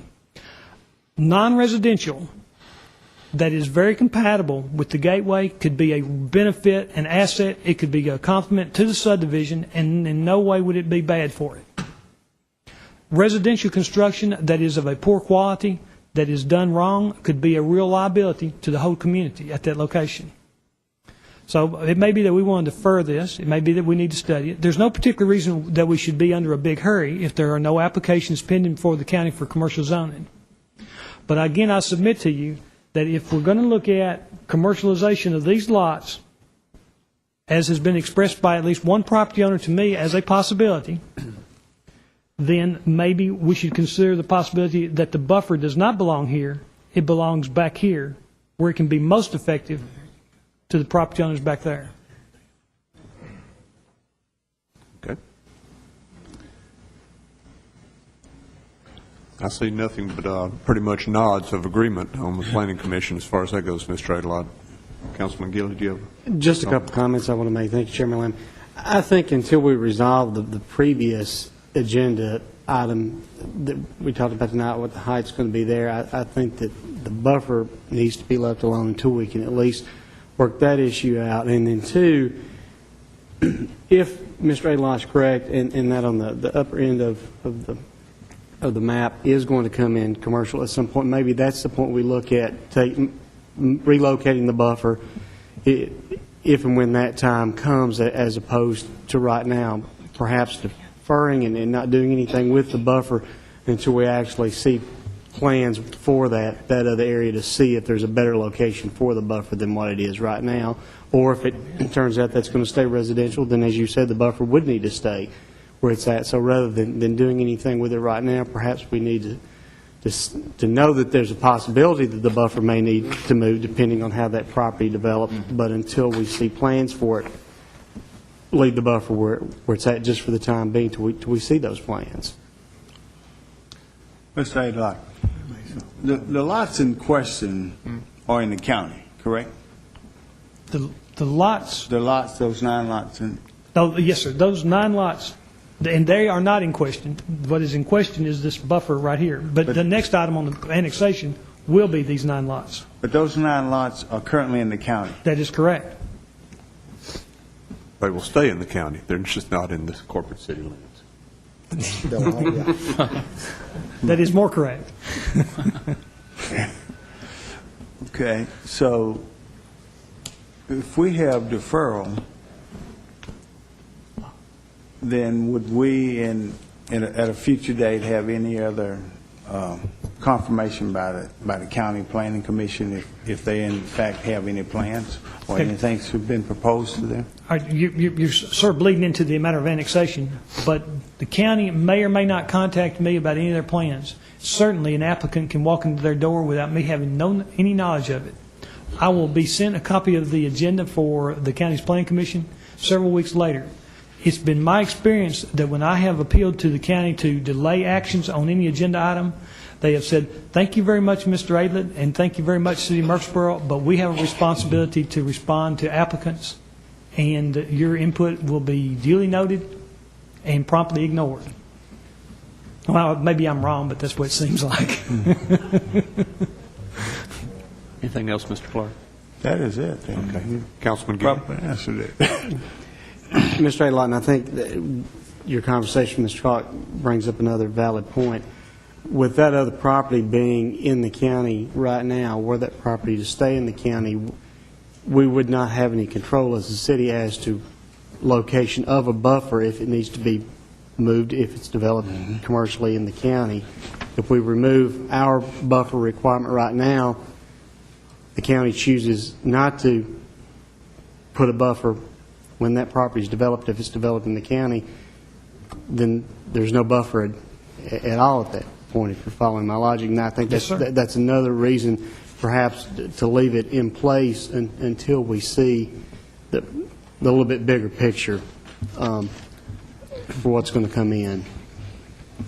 And I concur that we may not be ready to make a decision right now, because it's obvious that there's some pieces of information that we don't have, and some decisions that may affect what the correct decision on this aspect should be.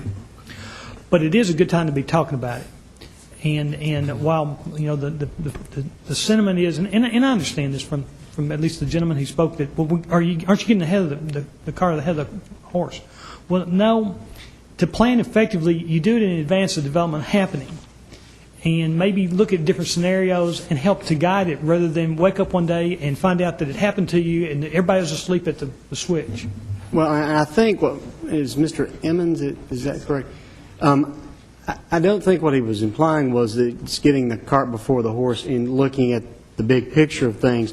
I think he was focusing more on the more narrow issue of, is it getting the cart before the horse to move the buffer until we know what the plans for the big picture are? He's talking about the cart and the horse he's talking about are a very specific issue as opposed to the overall layout and design of the area.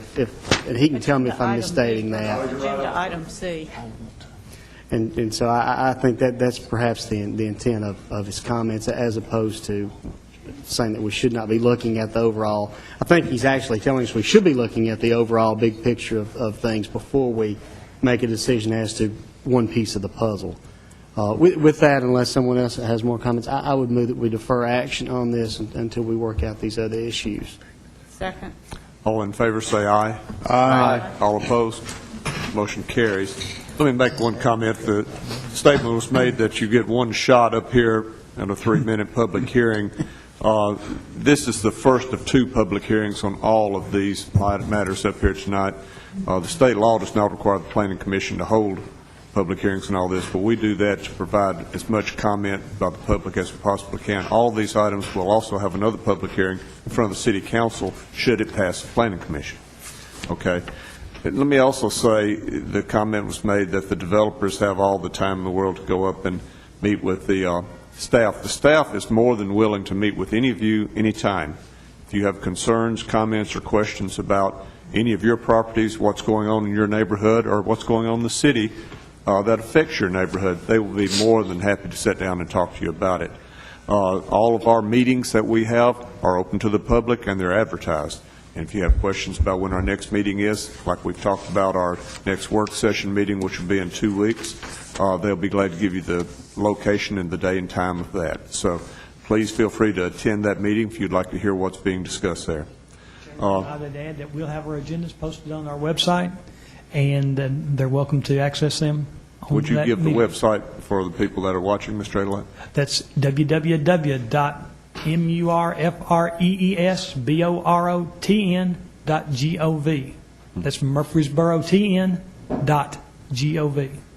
And Mr. Adelot, I appreciate you being proactive on this matter here. It's something that if we were sitting back and allowed the worst-case scenarios to come in there, then you would be equally criticized for not doing anything. So thank you for being proactive on that. Ms. Ely, once again, we have the next public hearing coming up is the annexation study for 12.64 acres north of Wilkinson Pike and west of West Park Drive. The planning staff is applicant. Thank you again. During discussions that the Planning Commission staff were having regarding the property to the south, which were agenda items A and B that we just had public hearings on, the status of the properties to the north came into question. So the Planning Commission asked me to do a reconnaissance study of the area north of Wilkinson Pike, south of Highland Park Drive, and west of West Park Drive. I did go out to the properties. I looked at the properties. I contacted the county's planning director, Mr. Doug DeMasi, and asked about the status of those properties. When I reported back to you, the Planning Commission decided that, based on the information that I gathered, the properties that are located along West Park Drive and Highland Park Drive probably would most definitely be rebuilt with single-family houses. However, we still had questions regarding the 9 parcels located north of Wilkinson Pike, west of West Park Drive, which total 12.64 acres.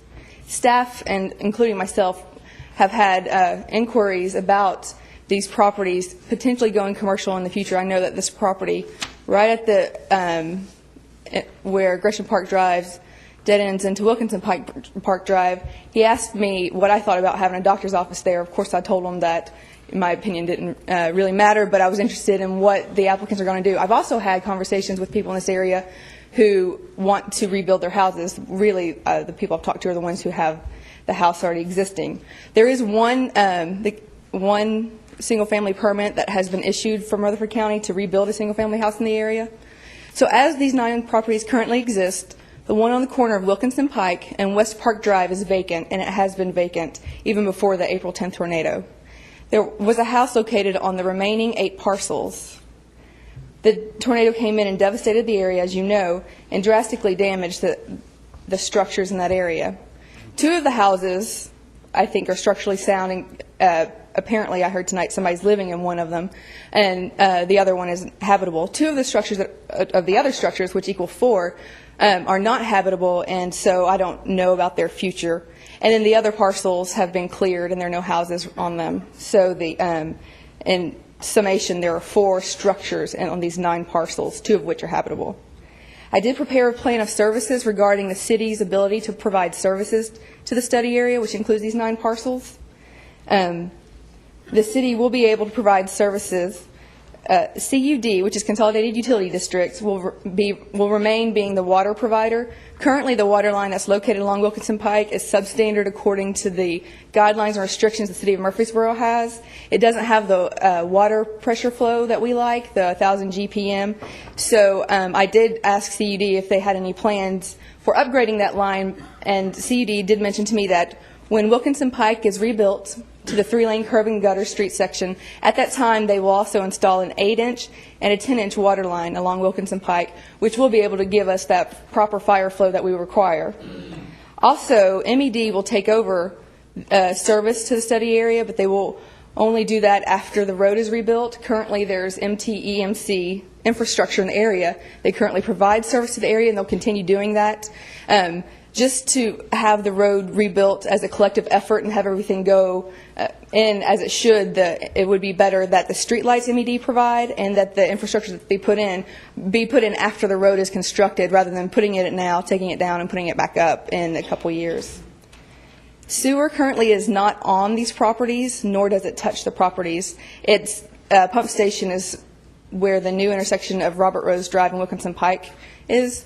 However, the Chamber of Commerce does require sewer, and the Murfreesboro Water and Sewer Department has submitted a plan that has been engineered by Weiser Company to the Water and Sewer Board, and they'll have to bring that to council to consider extending a sewer line along the southern side of Wilkinson Pike that will be able to serve that Chamber of Commerce property. Now, after that is done, then sewer will become available to those properties. It'll be the property owner's responsibility to extend the sewer from the line to their parcels. As I said, Wilkinson Pike is in the City of Murfreesboro's capital improvement plan, and we are planning to begin acquiring right-of-way the first quarter of next year. The other city services that we provide for properties that are within city limits, such as police protection, availability to Murfreesboro City Schools, the Building and Codes Department's jurisdiction, the Fire Department, planning services, those all will be available immediately upon the effective date of annexation. I did do some research regarding the taxes that would be required to be paid by these properties, and in your plan of services I included a chart with 2 columns. One of the columns, the information and the numbers that I gathered came directly from the Rutherford County Property Assessor's website, and so the average tax bill per year that would be paid to the City of Murfreesboro if these properties were annexed is approximately $250 a year. I did make a second column in that chart to show if the structures that are no longer standing were removed from that total on the Rutherford County's website, what the taxes would be, and so then the average would be reduced from $250 a year to $110 a year without the house structures. Also, if these 9 parcels are annexed, they will come into the city with the interim zoning of RS-15, which is Residential Single Family District. The RS-15 zone would allow the properties to redevelop as they were and would not hinder that. In your plan of services, I did note that one of the parcels received a CUP, a conditional use permit, from the Rutherford County Planning Commission to operate a sewing business. I got a call at 4:15 today from Mr. Doug DeMasi, who's the planning director for the county. He mentioned that after he did further research on that lot, that CUP was denied. The only way that would even affect the property is if it did have a CUP that was approved by the county. If annexed, that would be continued to allow. We would allow that to be continued. But since it was denied, then that sewing business would not be allowed to operate in one of those houses. So that's the only impact it would have on the study area. So lastly, the Planning Commission should conduct a public hearing regarding the plan of services that are prepared and included in your agenda materials for this property. If you have questions regarding the annexation or any of the area or anything within your plan of services, I'll be glad to answer them either before or after the public hearing. I did include photographs of the site. On the overhead, I have an aerial photograph that was taken by the Rutherford County that shows the area after the April 10th tornado went over the property, and you can see how terrible it looks. That photo is also in your plan of services, as well as an aerial photo from 2007, which shows the structures that stand. If you have any questions, I'll be glad to answer them at this time or later. Any questions for Ms. Ely? Thank you, Ms. Ely. You're welcome. Before I open the public hearing, let me ask everybody to be cognizant of our 3-minute time limit, please. We have some people I'm sure would like to speak, and probably some of you would like to go home at a reasonable hour, so please be cognizant of that. We want to hear your comments, but please make them succinct and as brief as possible. With that being said, I'll open the public hearing. Anybody that would like to speak, please come forward.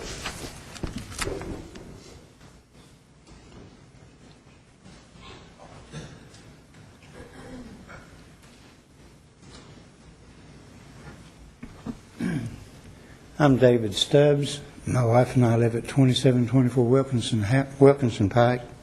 That's the brand new house that's been constructed. We're ready to move in 2 weeks. We were talking about the buffer zone earlier. I wouldn't like even a buffer zone in my front yard, but my backyard would be more preferable if we had one. I'm not objecting to the city moving forward on what they want to do. We would move forward ourselves on what we would not do if it were annexed. My next door neighbor is here too. He owns the property next to me. I don't know exactly how he feels, but I think he feels the same way. We love the house we've designed for ourselves. It's our dream home. We've spent about $325,000 to get it fixed. It's a beautiful house. But at the same time, we know what's coming next door. We know what's across the road. We do like the idea of having a better highway in front of us. We've had a few accidents right in our front yard. So I just want to let that be known, and thank you. Which parcel is yours, sir? Mr. Cravens owns a house right in front of Gresham Park Drive. I own the one on the right side of that. That one? That one right there. Okay. Yes. Thank you very much, Mr. You're Stubbs. Who would like to be next?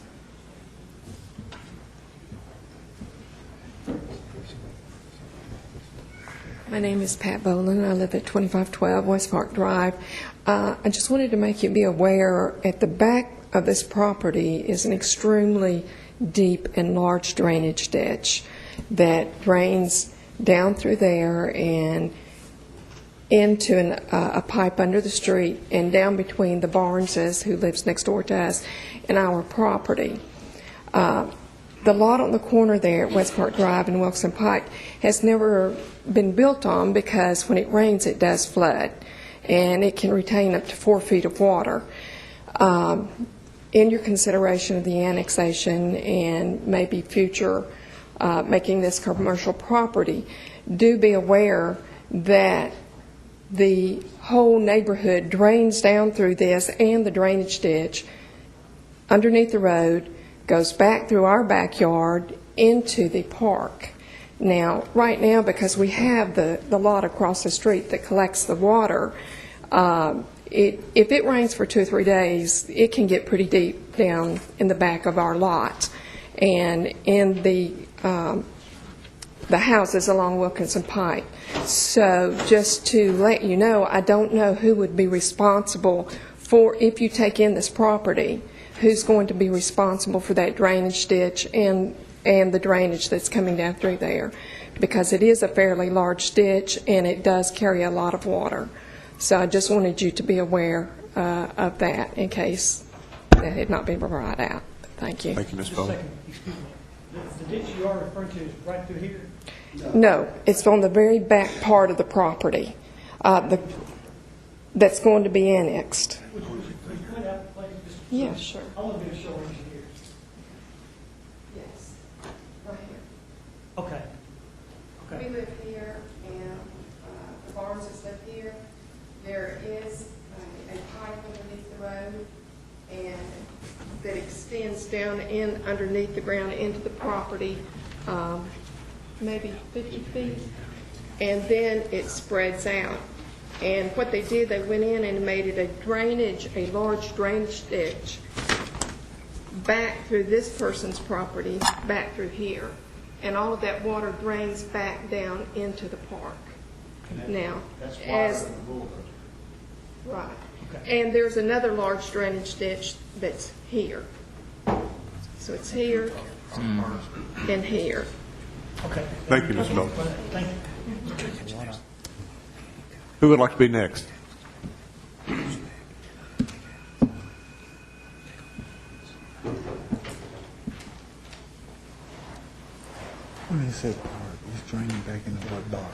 How y'all doing? My name is Brandon Costco, and I live at 2751 Highland Park Drive. My biggest concern with the annexation of the property is it butts up to the back of it. So I'm worried that if you do annex it, then it eventually will go commercial, and I'll have to look at something in the middle of my backyard that we just rebuilt from the tornado. My house was completely leveled in the tornado. Me, my father, and brother were also inside the house when it was hit. It was quite an experience. I've lived there for 18 years now, and I've lived there all my life, so I wanted to rebuild on that property. We did so. We're going to move in about 3 weeks from now, hopefully. And like I said, my biggest concern is it going from county to city and then going from residential to commercial. That's something that I just want you guys to consider before you guys make any decisions. That's about it. Could you point out where your lot is?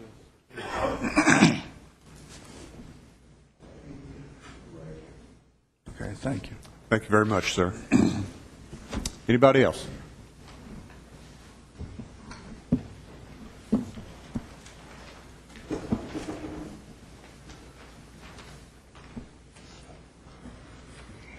Good evening. I'm Allison Cumberbatch. I'm on the deed for 2834 Wilkinson Pike, the second to the last one. I have a couple questions about the, I believe she wanted to talk about the sewer for a second. to my understanding, the sewer, there's enough room on that sewer for the Chamber of Commerce. But after that, that's it. It's my understanding. And that what they're doing is they're bringing in another line across Robert Roads. It's going to come down Wilkinson Pike when they do the road and go across the back of the properties. And with that, there is an easement there from the county for sewer, but it goes over both properties. The part would be city and the part would be county. Granted, if the sewer line needed to be put in for those properties, I just don't see that. She mentioned that it would go to the chamber, but then they'd have to bring it across a new 3-lane road over to our properties. It just seemed like that was a little too extravagant and too easy. I'll ask them to comment on that, thank sir. you. Thank you. All right, other things. Basically, from what I've heard, from what I've experienced is the city would like to control how this land is developed or control what happens to this land, which is great, which I understand. Someone mentioned that it's a multi-million-dollar building going up right across the street from my house, or what used to be my house. So hence, I'm a little slow on rebuilding and deciding if I'm going to rebuild. We've already brought up the road plan. The road plan, we all know, they're taking 25 feet off the front of our properties, and none of it's coming off the Chamber of Commerce because they don't have enough land to build on, as someone mentioned before. So that means my house is probably going to be within, 80 feet of the road, which means that's why they had to possibly change some ordinances. So for me to have the state of life I had just recently before the tornado, I'd have to take my house and move it further back in the property, so I'm not as close to the road. As far as the other things, it all comes down to it's my property, it's my choice. The ball's in your court. You know, if you do good bias, like for the most part you've been doing, then I'm going to rebuild in that residential zone because it's great. It's Blackman. It's great property. You can't get lots that big. It's decent. If you don't do good bias, then what am I supposed to do? I have no choice other than to go further out and move away from the buildup. The one thing I do want to mention is the lights on, I guess that's Gresham Park Drive. Before the tornado, I could see the lights perfectly at night. That's about 300 yards because they're bright. They're really bright. And I believe that whole area is going to get those round lights, which it's a country area. So you're talking about, I just want you to consider the lighting on that street. And I guess that's about my time. The last thing, I'm against it, mostly for the sewer. Also, we've been county. I think the tax piece of paper she quoted might be a little skewed because there's only a house on there until April 10th. After that, it was a concrete lot. The drainage ditch they're referring to, if you look at the overhead picture where all the wreckage from the houses appeared, that it appeared down those drainage ditches will go behind the houses. So, but as far as only making $100 a year for the city, it seems a little low if it's across the street from $1 million complex. I don't know, you tell me. I mean, someone said $1 million complex. Property right across the street. Okay. Thank you, sir. Yep. Sorry. Anybody else?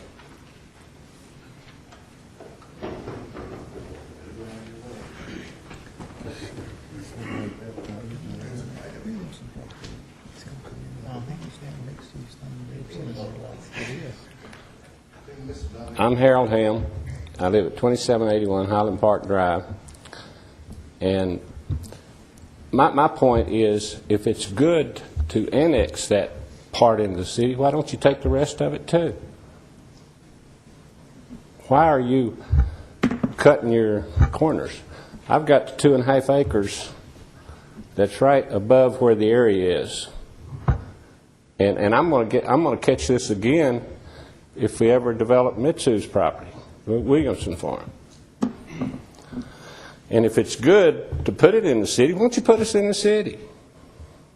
I'm not against it, but I'm against what you're doing right after a tornado. You're not giving people a chance. There are people building back, and they are doing a good job building nice homes. And I think you need to give them a chance before you just act totally on it. And I know we're going to face it again one day. You're moving buffers. You're doing this, and that's a nice area out there. It was really nice before that tornado. And I could sit in my backyard and never see any of the development, including the hotel. And I'm planting 25 trees 1st of November again. I lost 81 of them. And I like the area, but I wouldn't mind being in the city, but I want it to be controlled, and I don't want commercial right on top of me. Thank you very much. I do want to say something again about the drainage. There is a drainage ditch that comes down beside my property. If that drainage ditch gets stopped up in any way, my backyard gets flooded. And it was cleaned, I think, a year and a half ago, 2 years, and I haven't had much water in my backyard if I go up there and clean it out and keep it clean, and I do that. But I am against the drainage. I don't want the water coming into my backyard. Thank you. Yes, sir. Thank you. Anybody else?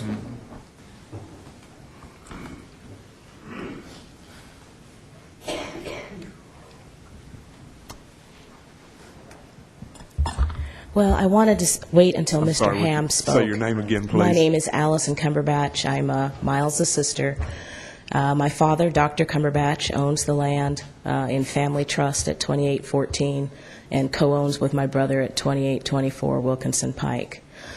And you just heard from Mr. Ham, who is a long-time family friend and probably one of the major reasons why my parents are not planning on going out and going commercial. And we could get into a big, large argument, what came first, the chicken or the egg. I have no idea where these inquiries the city is getting are coming from.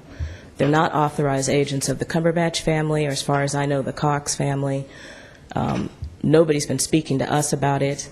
And I know that the conversation that took place with the city employee, which apparently was Mr. Adelot, talked about at some point in the future, and as you just heard Mr. Ham reference, when the Williamson farm goes, we'll see what shakes out across the street, and at that point, maybe our property will go commercial as well. Who knows? But I guess my major concern with the annexation is that you are coming into this neighborhood and taking like the top layer. And it does seem a little bit of cherry picking. If you want to annex Manson Retreat into the city, then annex it and offer those people the city services that their taxes would pay for. But to take these 9 lots, which as we've all noted, there are only 2 houses, habitable houses, left there, just does seem like a little bit of cherry picking. I'm looking through the list of services that can be provided and no impact. Well, no impact because there's nothing there except for the 2 houses, because nobody's built back. And my concern with the annexation and such a specific surgical knife cut of just the top layer of our neighborhood is that part of the reason for the annexation or the drive for the annexation is to make it easier for the city to acquire the rights of way that they're going to need to comply with the building plan for the street road that they've put out thus far. We haven't seen any revision of that street road plan, and I understand it's not before you, and so it's a little difficult to talk about right now. But that would require taking another 20 feet from us, and as several of the council members have pointed out, we're county residents. So how is it the city comes and acquires right-of-way from the county? Is that in part what's driving the annexation of just these lots that kind of give the minimal of city services? And are you recognizing that we are part of this neighborhood, the part of this subdivision? And as of yet, we're still zoned residential. So we might build back, we might sell the lots to some private individual who might want to build there. We don't know. But we're opposed to annexation if the purpose of it is just to acquire easements and rights of way across our property while it's blank. If you're going to annex us, annex the whole neighborhood and give these folks some access to city services. Thank you. Thank you, Ms. Cumberbatch. Would anybody else like to speak, please? Anybody? Seeing nobody come forward, I'll close the public hearing. Mr. Alott, I know you've had some note-takings going on down there, so if you'd like to start your comments, sir. Yes, sir. First of all, the matter of whether or not the city is studying this for annexation in order to facilitate our ability to acquire the right-of-way. That's certainly not the case. Our ability to acquire right-of-way is independent of whether or not the property is in the city. We can acquire right-of-way through negotiation. We can acquire it through eminent domain. We can exercise that power, both of those options, with or without this property being in the city. So this has nothing to do with the road project. This annexation doesn't. The motive is exactly what we've discussed at our work session, where we first looked at a larger area and then we scaled it back to just this. And for the public who's watching, we did look at the area that was bounded by Highland Park Drive and West Park Drive first in a study that Ms. Ely prepared, and the Planning Commission determined that we would schedule a public hearing to gain public input on this area, and that we would prepare a plan of services so that the public could view it. And we did look larger. We scaled it back to this. We even discussed then we could recommend some, we could recommend all, we could recommend none to the City Council for annexation. So that has nothing to do with the road. The drainage, of course, that's something that we're going to discuss with our city engineer, and that's the lady who was talking about Ms. Bowen, I guess, who was talking about the large drainage ditch. That's good information for my staff and I. We're going to discuss that so that we'll be knowledgeable about it and find out what's going on there. About the sewer, and Ms. Ely may need to correct me, but I don't know that there is a capacity issue on the sewer that's being constructed. I think that there'd be adequate capacity. I think it's more of a grade issue, that depending upon how the grades are, that the sewer could get back into here depending upon how it were constructed. But it's not about capacity. I think it has more to do with the grades, because we're trying to have a gravity sewer to gravity back to a pump station that's located just off the edge of the map here. So it's really not capacity. One of the things that may be important is to see the stubs across the road so to keep us from having to dig up the road after it's built. And I think our water and sewer department may very well want to go ahead and do that while the road's under construction, which is something they routinely do if they anticipate the need for service on the other side. Even though it may be a relatively small area that can be served, it's probably well worth it to go ahead and do it. The tax assessment, I think, I don't know if the property assessor has adjusted the taxes yet based upon the tornado damage. And that is a really interesting question. What Ms. Ely has done was basically to take the structure off so she could take the land value off. If the structure is gone, there may be no structure value. So she's sort of winged it because she has been unable to get a final definitive answer from the county at this point. That may be something that has to be determined. But she's showing basically if the house was removed on her chart, what the land taxes would be, which, again, to use that word modest, it looks to be relatively modest if the house is gone from the property. It certainly has more value than the land itself. But that's something I think it will have to be maybe addressed by the property assessor. And that may be something that's citywide and community-wide, everywhere that was damaged by the tornado. I don't know how that's going to affect their taxes. I have not had the mind They're the adjusting them. contract? They're adjusting them. They're adjusting, okay. Have the, They prorated them after they paid the tax for April for the improvements, and then they're taking them off after that if the house is gone. okay. And of course, Ms. Jones knows from personal experience, I believe, in this case. So I think that Ms. Ely's numbers may be pretty much correct on those. The lights on Gresham Park Drive, I'm not certain about what kind of light fixtures are going to be built along with Wilkinson Pike, but they may be very similar to the ones on Gresham Park. That's basically what we had looked at with our streetscape master plan. But I will contact Mr. Griffith and find out what's anticipated in that regard. Were there any other questions that you What about the sewer quantity? the capacity is there, from what I understand. It's not a capacity issue. It's a elevation issue.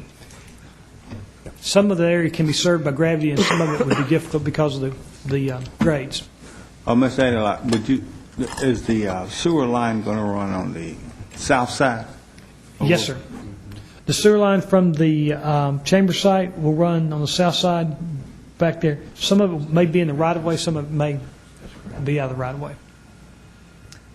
Councilman Young. Mr. Adelot, if we choose not to annex this,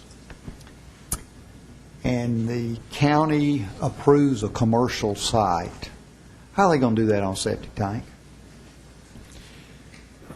You know, Mr. Young, I'm not sure, but my experience has been that there are places where they have done exactly that. And one of the places that concerned me is on Highway 96, across from the Franklin Road Baptist Church.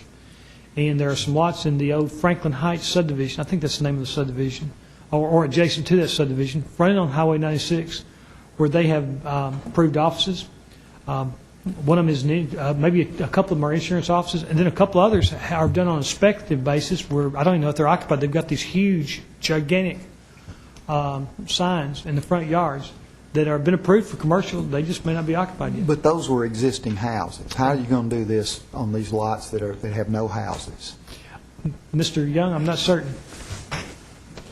I think it would be decided about the use that they would have for it and how many people would be employed there. Obviously, the county does, and Mr. Huddleston may want to address that for you, Mr. Young, because the county does have a lot of commercial zoning that's not on city sewer, of course, and all of those, I presume, is appropriate for the number of people that are working there. Mr. Huddleston, do you want to say something on this, sir?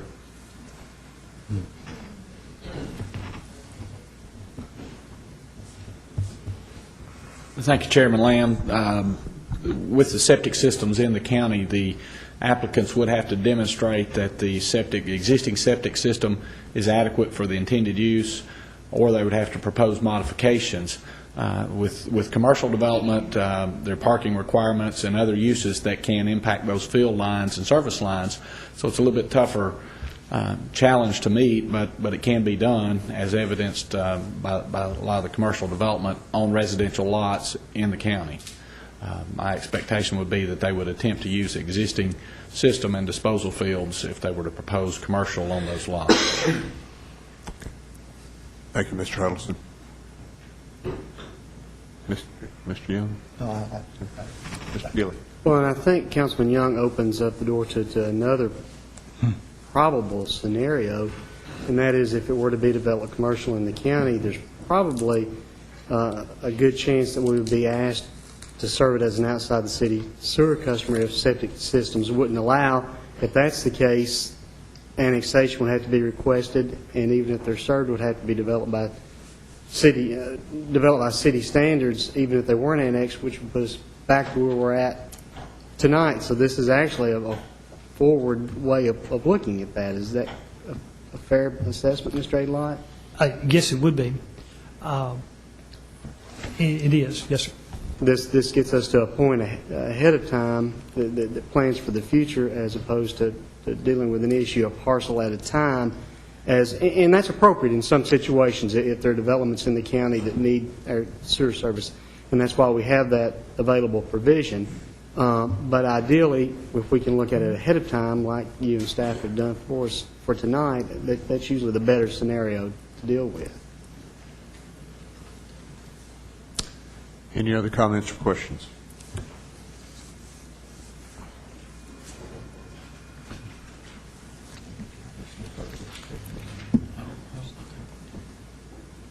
Oh, that's right. What are the wishes of this commission?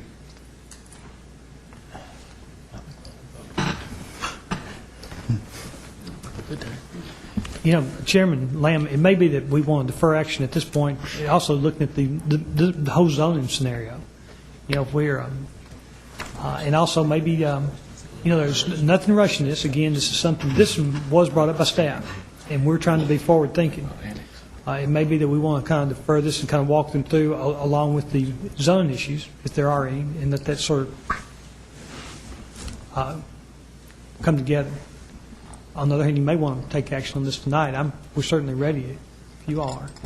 Can I ask one more question? Sure. In the county, the way they zone, if they had an application for 1 or 2 parcels of this, would they, to go commercial, could they or would they from past, I mean, I don't watch those county planning commission meetings. Would they zone 1 or 2 of those parcels commercial and leave everything else like it is, or what would be their experience on doing stuff like that? I am not, I don't have any certainty as to what they would do. There's a couple of different routes that they would do. One is the conditional use permit route, and where that is where the idea that the BZA might approve a commercial, basically the equivalent of commercial zoning for a use with some conditions. The other is the commercial route where they actually zone it to a commercial classification, which still has to have some conditional permitting. Their zoning is a whole lot different than the way we approach it. And in some cases, it has had spot zones. And again, the Highway 96 being what really concerns me to wake up with that type of zoning adjacent to the visitor center. So I'm not certain exactly the approach they would take, but they have a different type of zoning that's a little bit less predictable, but also is a little bit more what we would call spot zones. We see the county is covered with these little spots, it seems like, although they try to avoid creating what they think of as spot zones. They would look at this also seeing that even though these are lots that are in the county, directly across the street is an area that is commercial already. And they may not view that as a spot. They may be looking at it as an extension of a commercial zone, albeit it is in the city. So it may be justifiable in that regard.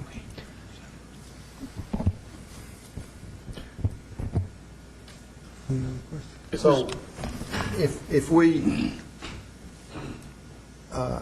gave Ms. Cumberbatch her wish and left her 2 parcels out, and the other gentleman that just finished his house and left him out and annexed the same, there's no guarantee what would happen anyway. Is that a fair statement? Yes, sir, it is.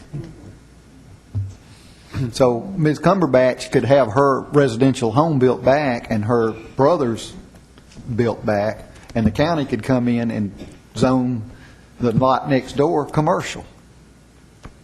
Is that far-fetched? It seems to be within the realm of possibility. And at this point, I couldn't say it's far-fetched at all. Councilman Gilley.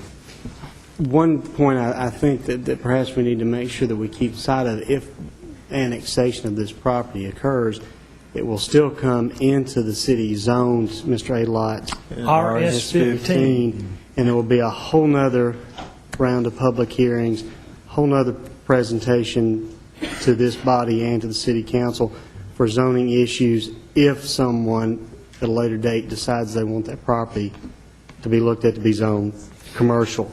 The zoning of the property that we're talking about does not change if the recommendation to annex is made tonight. That is correct. That's a very good point. It will come in RS-15, and it will remain there until we've had public hearings, public input, study. Well, until somebody requests something otherwise. Well, what may happen is we may initiate the change. Someone may come in and make a request, but either way, it's the same process. You know, I think tonight's sort of an unusual situation. A lot of times we're looking at a larger area and we're being told during the public hearing process we're looking at too big of an area. And then tonight, we scaled back what we're looking at and being told that, why aren't you looking at a bigger area? But Can't win. You can't win for losing with that situation. But I think all we're doing is safeguarding what's going to potential, having the ability to look at what comes in the future and be ready when those zoning requests get made, so that we're the ones that those zoning requests are coming to in the big picture of things. And I think with that being the scenario, that the annexation suggestion or recommendation is appropriate, and with that, I would move for approval of the same. Second. Motion's made and seconded. All in favor say aye. Aye. All opposed?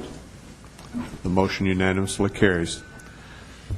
One final item under public hearings today, that being the zoning request for approximately .25 acres to be rezoned from RM16 to commercial local, located along Greenland Drive and Old Las Casas Road.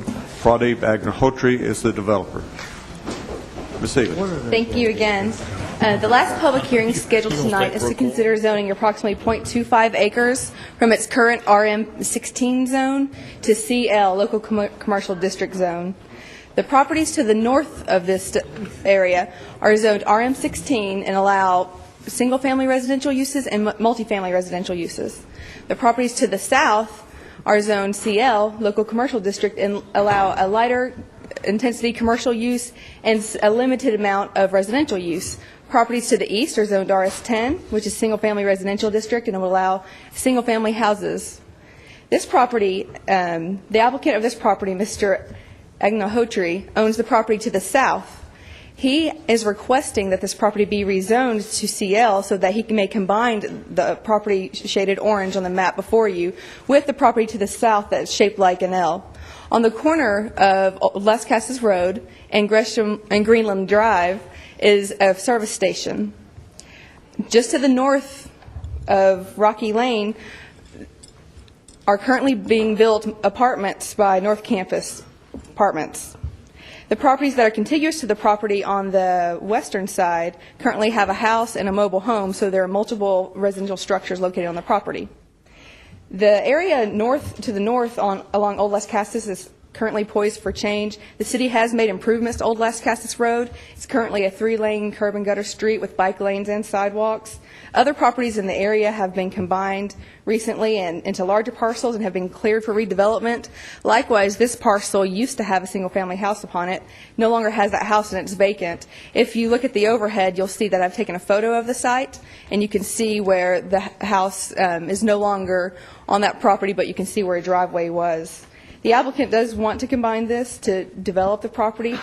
If the property is zoned CL, residential uses would also be allowed in the property, so changing it from its multifamily residential zone to CL would still allow similar uses which are allowed now, but also would allow those uses that you see along Greenland Drive.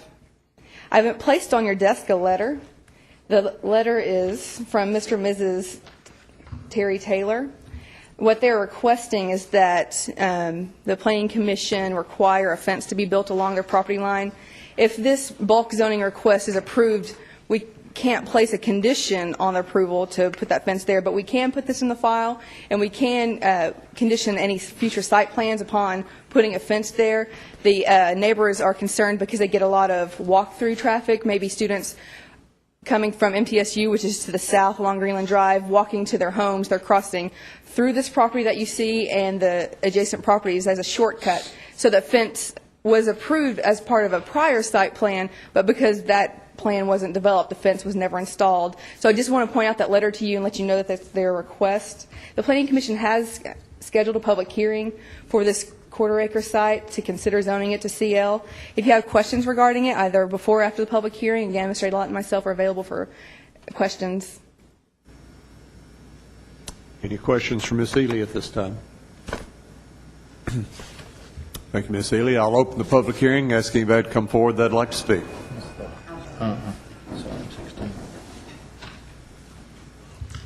I'm Hazel Bolden. I live at 915 Old Las Casas Road. Me and my husband have resided there over 30 years.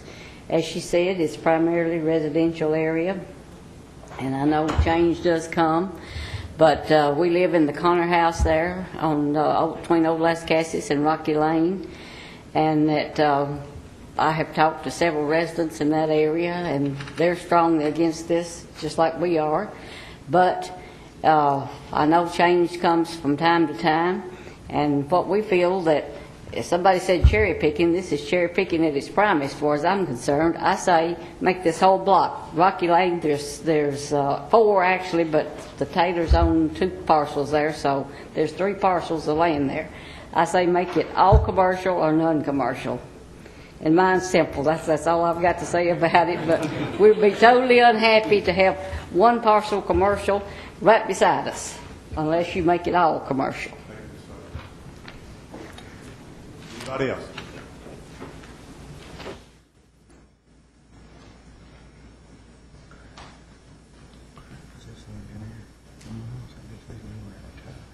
Chairman Lamb, thank you, and Commissioner, thank you. My name is Robert Batchelor. I live at 2911 Regionwood, but I, along with my brother, own the property that borders, it's on the corner of Gunnerson and Greenland Drive, and we would border the property that this will adjoin, that L-shaped property with the frontage on Greenland Drive.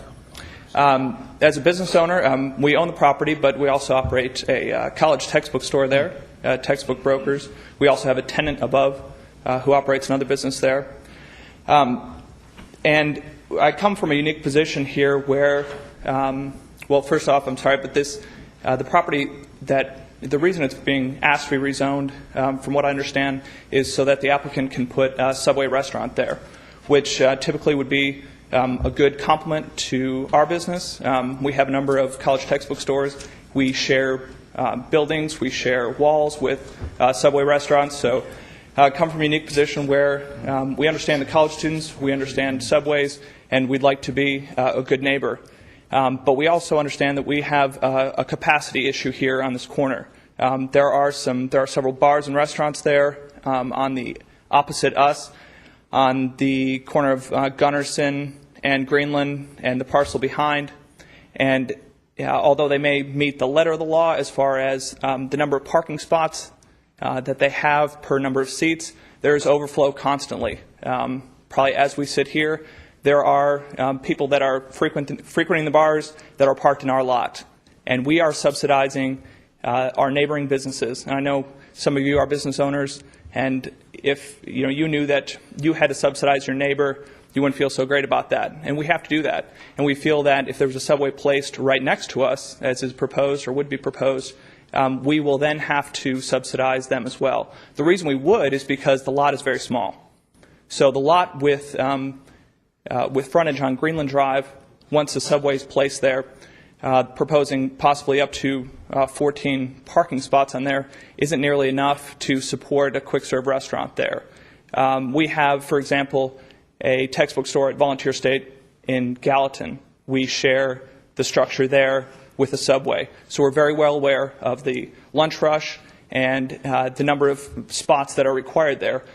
Thankfully there we're in a much larger center. We're afforded a larger number of spots, upwards of 20 to 25. If you're talking about the lunch rush at a Subway with parking, you're talking about 15 people in line, 10 in the seats. You're talking about needs of 20 to 25 spots, and that's at a campus a quarter of the size. You're talking a much larger campus, there's going to be a much larger demand, and we would wish that we could have a Subway as a neighbor, and that we would share business and they would be beneficial.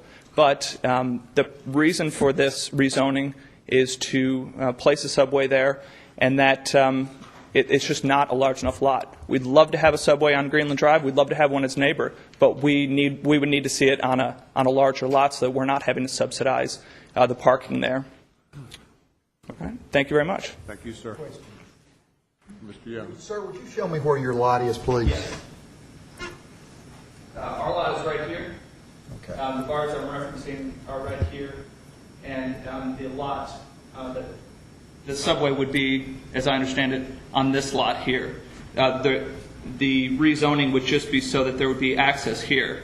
Now, I mean, if there was any potential for parking there, although that would seem like that'd be great, but college students, we're kind of students of college students' behavior. If they don't find adequate parking right here with frontage on Greenland Drive, they're going to seek alternatives. Just as the bars and restaurants here, those patrons seek alternatives, they park in our lot.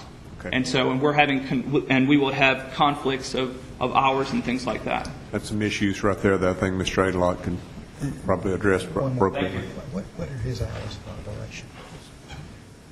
Would anybody else like to speak?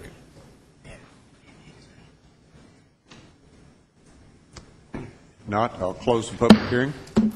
Mr. Young, do you have another I question? was just going to ask the gentleman that just spoke from the bookstore, what are your hours of operation, sir? We're typically open from 8 in the morning till 5 in the afternoon. We have a tenant above who's open from 11 in the morning until, I believe, roughly 10 or 11 at night. They have a bigger conflict. We're trying to provide parking for them as the landlord, but they are constantly running a battle with the people who are frequenting the bars there.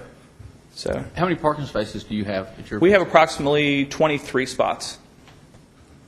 And we benefit, though, because we're on the corner there, so we can take advantage of three sides, actually, of our building. Thank you, sir. Thank you. Of course, this request this evening is for a zoning change and not a site plan approval, obviously. We've got some issues that we'll have to get into that. Mr. Adelot, would you care to address that? Well, yes, sir, I would. I've noticed it looks like there's actually some casual parking already going on this lot right now that's being done by some of the adjacent properties, and probably some of the very people he was talking about. Possibly some of his own patrons are maybe misusing the adjacent property. But in any event, that really doesn't matter a whole lot, because with or without this rezoning, it's possible to fit the subway on this property. The question is going to be, will he have the ability to build him some overflow parking on this lot? And I think that if there's needs to be, additional parking developed, that I'd like to see that opportunity given. And that's really what's motivating, in large part, this. I have seen a very preliminary site plan that footprints about a 1,200 square foot subway on that lot. It's designed by Mr. Heineman. We're familiar with Mr. Heineman. It also has enough parking to meet our minimum parking requirements for a restaurant. It's small, it's tight, it's a single use. But I've also seen another version that includes some overflow over here, so that was what motivated the application. A second thing, the lady's not got a bad thought about the all or nothing, because when you look at rezoning, that does seem to make a block of sorts. And now the question is, if the Planning Commission agrees with her, it's unfortunate you can't recommend it tonight to be rezoned. It would require another public hearing. Certainly, I don't think the applicant would mind if you wanted to delay in order to do that. He's wanting to get his plans in order and come in. But if you felt that you wanted to defer action and go back and advertise an additional area, he won't mind, I don't think. Or if you wanted to go ahead and move forward with his and then come back and study that area, we can do it either way. I don't see why we shouldn't go ahead and move forward with this. Councilman Gilley. I agree, Chairman Lamb, and I think what you could do, Mr. Adelot, is perhaps have staff look at those other two parcels and the owners of it to see if they have any intentions for commercial uses, because even if we look at it and zone that, if they don't have a use for it at this time, that's not going to change the way the property is used or developed right now. So we could go ahead and approve this tonight and can always look at those two other parcels to rezone those. Could we not?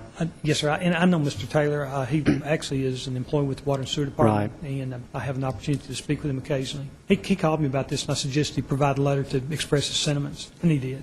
In that regard, and this is on a different issue, but his request regarding the fence, and I realize we cannot make zoning, that a condition of zoning, but has the applicant voiced any thoughts regarding or the position regarding the fence request?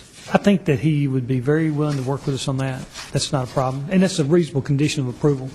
We've not received a site plan, but when it is, it's something that we would look very seriously at, especially with the history of this. And it's a very, very valid concern about the walk-through traffic. There are a lot of people, the college kids, it takes a while for some of them to learn their manners. Some of them never do while they're in school, but eventually grow up, it seems like. We all do.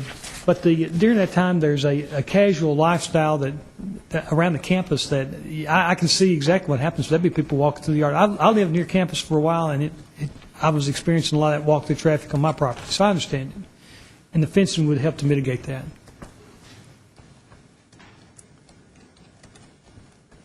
Any other questions or comments?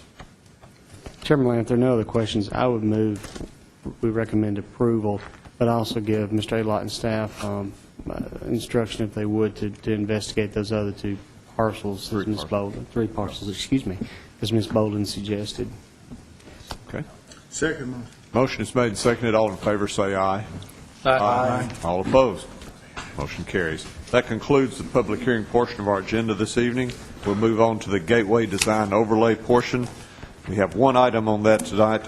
That is On the Run, initial design review for 4,060 square feet on 1.35 acres, zoned commercial highway and GDO 1, located along Fortress Boulevard and Manson Pike. CMG LLC is the developer. Ms. Logan, good evening. Good evening. Thank you, Chairman Lamb, members of the Planning Commission. The first item before you tonight concerning the Gateway Design Overlay is for a proposal for an on-the-run convenience store located, and if we could go to the maps, located at the intersection of the future realignment of Manson Pike and Fortress Boulevard.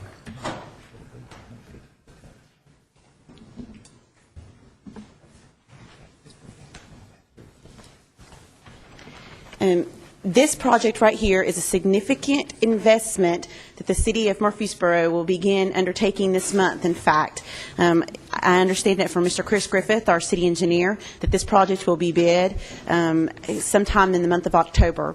And it is a highly anticipated large investment in our community and in a continuation on the western side of I-24 of our gateway. I think you've heard several comments tonight concerning our gateway and the pride that people take within our gateway throughout this community. And this will be the first commercial lot developed along this new road alignment in our gateway.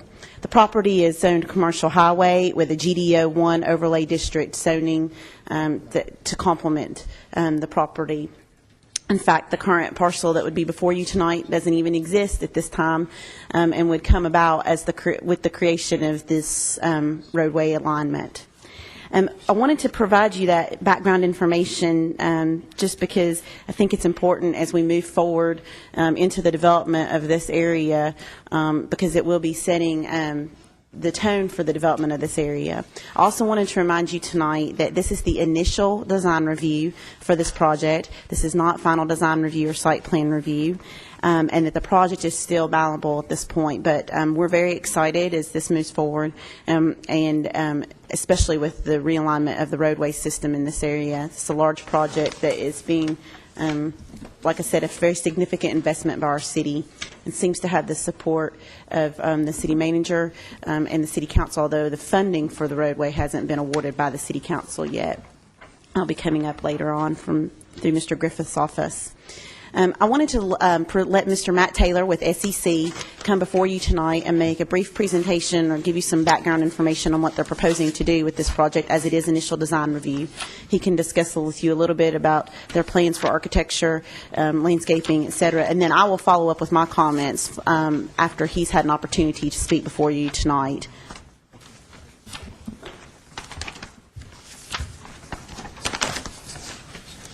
Good evening. Matt Taylor of SEC. I'll just try to keep it short and brief. We are wanting to build a on-the-run convenience center here. We have included some color elevations in your plan. I believe they've done a pretty good job of, to me, it's a very attractive building, nice masonry throughout. I don't think we had any pictures of the proposed canopy. But we'll have a hipped or a pitched roof along with some masonry columns, and we'll have that at the time of the final design review. Other than that, I think we will have to go to BZA due to some outdoor display that comes with the convenience use being the propane and some ice, but we tried to mitigate those through some you'll note on the architectural elevation that those propane units, or the ice units, excuse me, will have be colored to be similar or matching the building. And then we've also moved the propane around the edge of the building. That way it's not glaring out at the street. It can be buffered a lot better that way. And myself or the architect, owner, or landscape architect are all here to try to answer any questions you may have. Mr. Taylor, how about going over the size of the building, the square footage of the lots, the type of landscaping? Basically describe the project for the Planning Commission and also the public that might be interested in what's going on here. All right. I don't think I have my site plan. Let me grab a different set of plans. But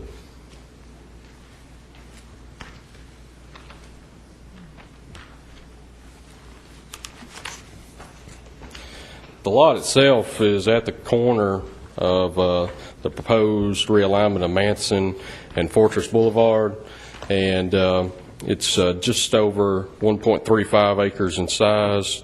The building itself is just over 4,000 square feet. It's a one-story. It's got a pitched roof. All the HVAC units are on the roof. They'll be hidden from the front by the roof itself, and then on the rear, they proposed a PVC type fencing material to fully screen those units. All the landscaping meets or exceeds the GDO requirements as far as trees, bushes, things like that. Going to do some nice streetscape trees. We hadn't been able to do shade trees there because there will be some overhead electric due to the large substation that's nearby, but they will be nicely designed, high quality ornamental trees, along with some nice foundation plantings up along the building frontage. I think we've had several other convenience stores lately that have come in where we've, in the past, the front of the stores have been kind of a sea of asphalt or concrete, been kind of unattractive and definitely not good on our water quality. With this plan, we've tried to incorporate some greenery to soften up that building, to further accent the architecture. In addition to that, we've also provided some water quality units as well as some underground water storage, stormwater storage to meet the new city's stormwater regulations. And other than that, in terms of the landscaping, you're not looking at any variances on the landscaping or anything like that? You're not looking at any kind of height variances? You're looking at basically the only variances being the outdoor storage that goes with the GDO, and that's for the types of things around the convenience market? Yes. Everything else we comply with or exceed as far as all the landscape buffers along the roadways, perimeter along the property. We do have a road that this owner will be building. It's a private road. It'll be maintained by the owners, not the city, on our northern boundary there as well. Mr. Taylor, you mentioned that they had color renderings. Did y'all have color renderings up there? Okay, I didn't have them on in my package. And I said, all right, very good. We have one for the front only, I believe. Is that right? And that would be the west side too. One thing, Mr. Taylor, that kind of bothers me a little bit, this is a corner lot, of course. Being in the gateway, we're looking at it probably a little closer than we would a lot of other areas. But yes. I know if you go down Cason Lane and the convenience store on the corner of Cason Lane and Highway 99, if you're going down Cason Lane, the equipment that's put on the roof of these is quite visible in that regard. We don't know what's going to be developed on the land behind this, or at least I don't yet. But this building is going to be very visible coming down Manson Pike, and for people sitting in traffic. I don't know how far the stacking will be coming off there, but that's likely to be a very busy intersection, as they hope it will be, because it'll be business. But I would like to see a little bit more in the future on what the building will look like in the back. You have a 4-foot screen wall of the PVC material planned for the back. I don't know if that's going to be adequate or not. To screen all those units? Yeah, just think about that for the future, and being in the gateway, we need a little bit more information on the rear of this building, because it's going to be very visible from Manson Pike. Matt, to dovetail on what Chairman Lamb was just saying, the PVC material, is that going to be color matched to the roof, or is it, I don't think the roof looks like it's a green cast, at least by the renders that you have. It won't be a stark white, I think is probably what you're thinking That's of. what I'm getting It'll at. I have don't some want to sort see of just this big dye. white box around it. That's going to be no better than having the Right. units exposed, I don't think. Right. I think they've tried to color it. It's almost like a gray that you see on the side elevation there. And I have seen some of those that are more of a brownish or tan type that I've seen in just yards, and I assume this will be a similar material. I think the more subtle or camouflaged it could be with the roof is going to serve your Yes. purpose, and especially what Bob's talking about as well. And Mr. Taylor, you mentioned the fuel canopy, which is Ms. Jones's favorite thing to talk about, I know. Did you say anything about the columns? I presume we'll use brick columns as well. Well, it'll probably be in proportion, same proportions as the building, probably have a stone base and then go up with a brick. I think that's something we've tried to take across our community now. So. We just probably need to see a little more information on it. Yes, sir.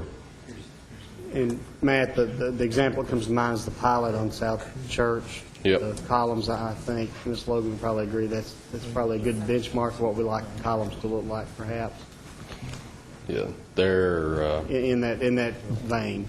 Yes, absolutely. We would love to see the stone bottom with the brick across, and we want it to match. And I think that the dumpster enclosure will also mimic that same architecture with the stone at the bottom with the brick on top. So if I could add just a few, Matt, do you have anything else? Okay. If I could just add a few.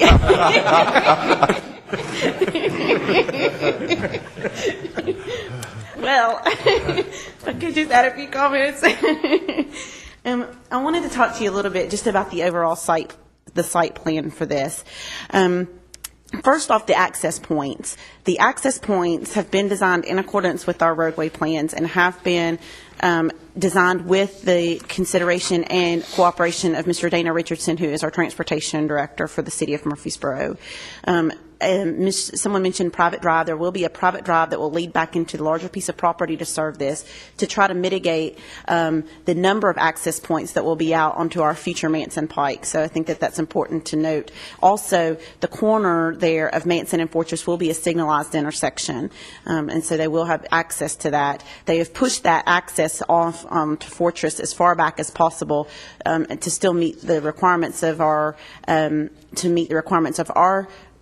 gateway and our separation from the light, but also to try to give as much separation from that intersection as possible.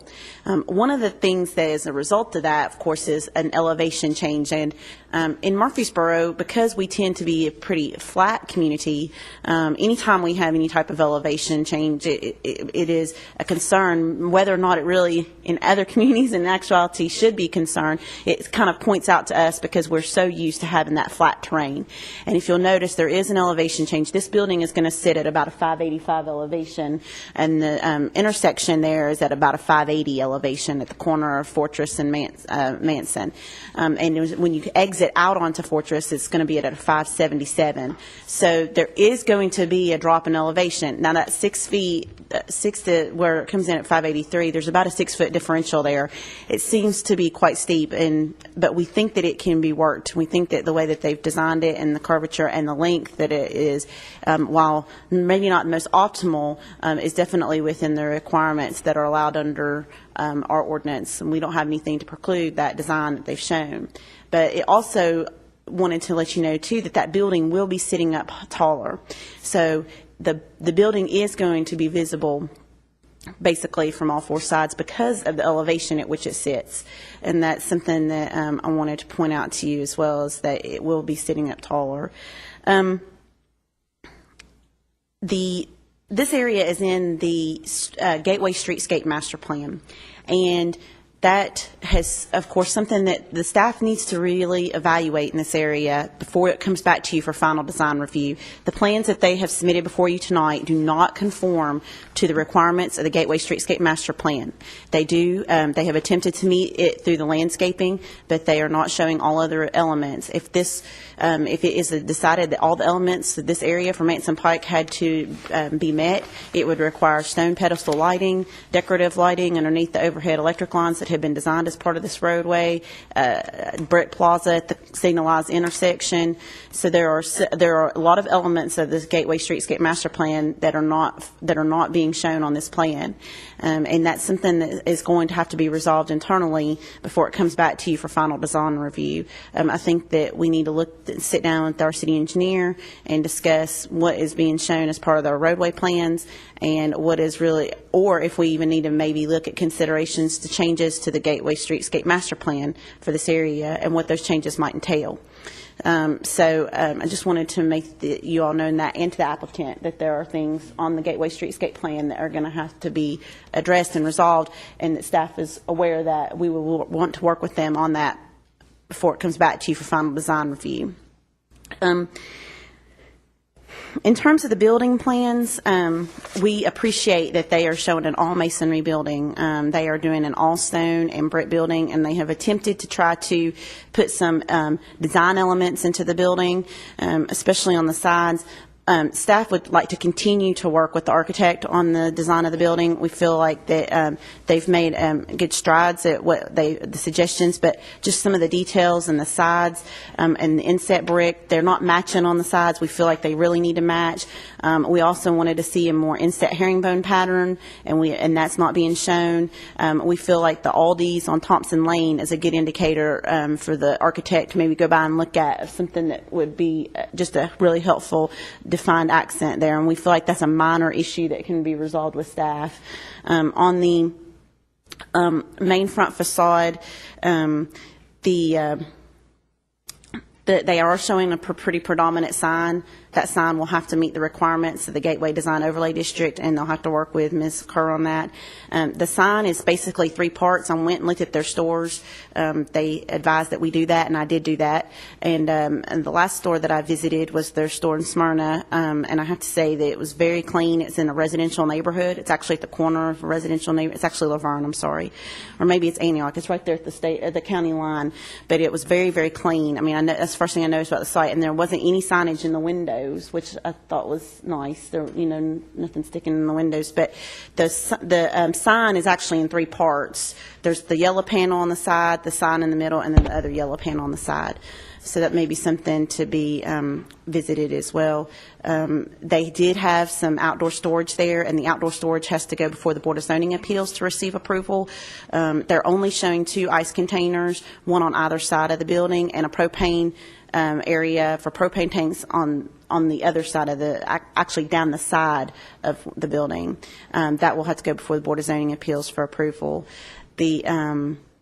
They are showing some foundation plantings once you leave outside the glass areas along the front, the bottom, basically the third on the either side that is all stone and brick. They are showing foundation plantings there, and they're showing some seasonal color in the foundation plantings. We would just ask that the foundation plantings shown along the rear of the building, because of its view shed, that the landscape architect work closely with Ms. Holloway on some possible plant improvements in that area. I think I've tried to cover everything for you tonight. This is a large project, and it's very detailed because this is the first project on that side of the interstate and in the continuation of our gateway. It's on a road that doesn't even exist yet, and of course they understand that they're going to be building this in conjunction with the road project, and they don't plan to open until, I think their construction schedule now is estimated at 30 days after the completion of the road project. But if you have any other questions about the proposed design tonight at the initial design review, where we have the opportunity to provide them good, usable feedback, I'll be glad to help you with that. Ms. Logan and Mr. Yes, sir. Taylor, it looks to be about a 8-foot difference in elevation from the Manson Pike asphalt there to the parking lot level in front of the building. That's and I correct. see you're on 1-foot contour intervals going down the access drive. What is the distance between those intervals say, on center there, Matt, approximately? That drive's approximately about 10%, which sounds steep to us because we don't see it here very often, but it is. We've checked some other regulations and looked pretty hard at that because we were just as concerned as everybody else, but we feel like that will be functional. We anticipate that to be almost all passenger cars. Our fuel trucks, we anticipate to come in off the interstate, so they should use the entrance off of Fortress, and they can circle around and come back and use that same entrance. So I felt like the 10% there would be reasonable. I would want our engineering department to 10%. look at that closely. Just to put in more terms, 1 foot every 10 foot, 1 foot in 10. And that is something we're concerned about, but again, like Ms. Logan said, in many communities, certainly that's just part of doing business. Here, it's going to be a little bit awkward. Let me give you an example of what you may I was just sitting here thinking about the sites. You're familiar with the Walgreens on the corner of Thompson Lane and Memorial Boulevard? You know how it sits up high? Well, on one side, the road goes up so that the exit is on Thompson Lane is close to grade level, but off of Memorial, it's kind of steep. It's going to be a little bit steeper than that because it's going to sit up higher. So that give you an idea. It's going to be more.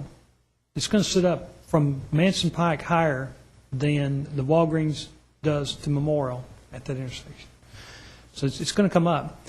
But that's sort of inherent with this property in a way. Short of a mass grading project, you're going to have that on this area right here. Now, what that does, the drive is going to be steep. It's going to be changed, and I think he's correct, and it will be almost exclusively the automobile traffic. It will give a chance for a steep bank. That bank right there will need to be carefully landscaped. I'm seeing that there may need to be maybe some revisiting by the landscape architect on that bank, because that's going to be pretty hard to fix. Ms. Jones, you were looking, I was watching the expression on your face. Is there a retaining wall at all, or does it all just gradually? There's no retaining wall showed there. And it may not be needed to be able to achieve this grade change. I was just, the steepness, it's just hard to fathom exactly from looking at this. If you have even cars pulling boats or larger boats trying to access the parking lot from that direction where they're up there and the trailer is back and they don't have enough height clearance in the rear of the trailer on some of these things quite often if it's very steep. So I just wanted to make sure that the engineering department considered all that.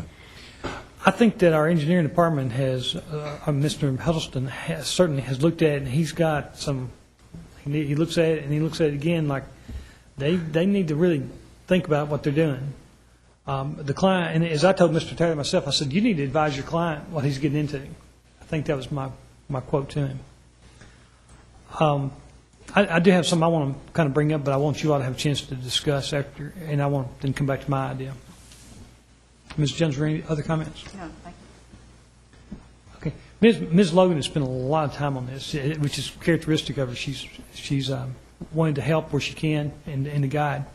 A couple of things that she's really identified that are true. I think that the amount of the yellow on the sign is something that there's part of that is the branding, but part of that is a little bit more than what we would maybe think of. I think you all need to provide some guidance to the applicants on that. Something I want to come back to that Ms. Logan mentioned. We spent quite a bit of effort on the Gateway Master Plan, and part of what happened was to create a guidance for the planning staff and engineering staff to be able to give to developers so that they would know what their obligation is in the public right-of-way. Now, this is a really odd thing. The streets don't even exist yet. And we're fixing to build streets, and then we're going to talk about what are their obligations. Well, part of them may be street trees. But when we developed this, Fortress Boulevard was not really thought of very much because it was a side street to Manson Pike. Manson Pike was viewed as the major street. Well, we're fixing to change all that with this. I've discussed with the applicant's team that we as city need a little bit of time to update this so that we can use it as some guidance. We really do. And I need to, today it really was occurring to me that I need to discuss with our city manager about maybe getting some help to do that on short notice. because it's sort of the icing on the cake. What are the street elements that a developer is obligated to do? So I've discussed with the applicant that before he comes back for final design review, and it may be a couple of months, it may be December or January before he comes back, we need to have some time to, not just internally, but possibly come back to you with some amendments to this plan so that it's legitimized with the change. Also, we've had some experience applying it in the area around the gateway, and we might need to update it based upon the experience. Sidewalks? Yes, they're showing sidewalks. Okay, it's hard to... Yes, sir, they are. I think we see them on here, but we just want to make sure what we weren't Yes, sir, fooling they're showing. ourselves. We're rusty. At this late hour. That's okay. Yes, sir. Oh, really? Okay. That was Mr. Harney. That's wonderful. And the sidewalks, actually, that's a good point, though, because in actuality, the sidewalks, they're showing a 5-foot commercial sidewalk standard with our 2-foot grass strip curbing, our 2-foot grass strip between the curb and the sidewalk. However, the gateway streetscape plans that Mr. Adelot was just referring to call for that to be meandering, and we're not sure how that really works in with our new road plans. So that's another reason why we need to get our two documents to mesh together.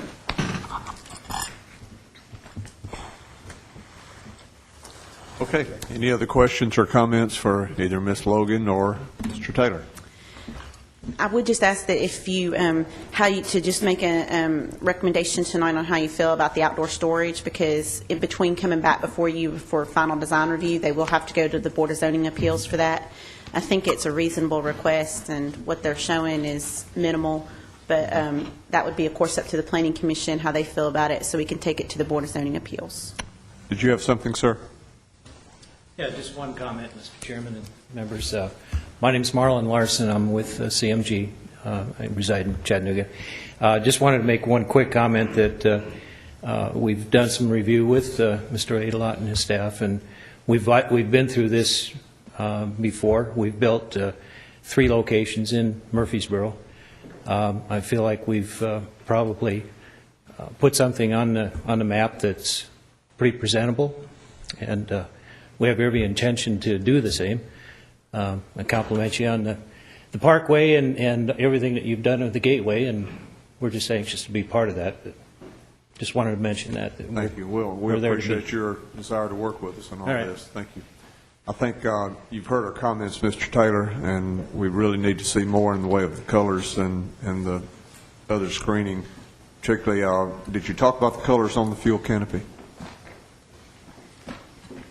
They're wanting to present that, I think, with the final design review. Okay, because if we're questioning the amount of yellow on the building, obviously I don't think we'd want a yellow fuel canopy. They'll probably they'll work on that, and they'll have a presentation for you at final design review. Okay. That's the way I understand it. There's not anything that was presented. They've got a picture up here tonight, but I don't think it's indicative. It doesn't show any of the things, and it wasn't presented to you in your packets, and in their response letter, they say they'd have it at final design review.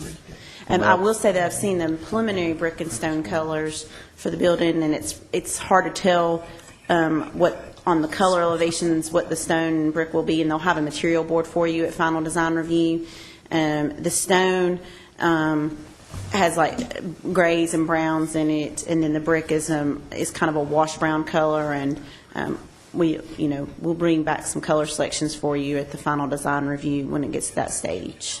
And part of the purpose of initial design review is to find out tonight if there are any fundamental problems, if they're going in the right direction, introduce the project to you, so that when they come back for final design, they can cure the problems that are identified so that they don't get off sidetracked and have to spend a lot more effort.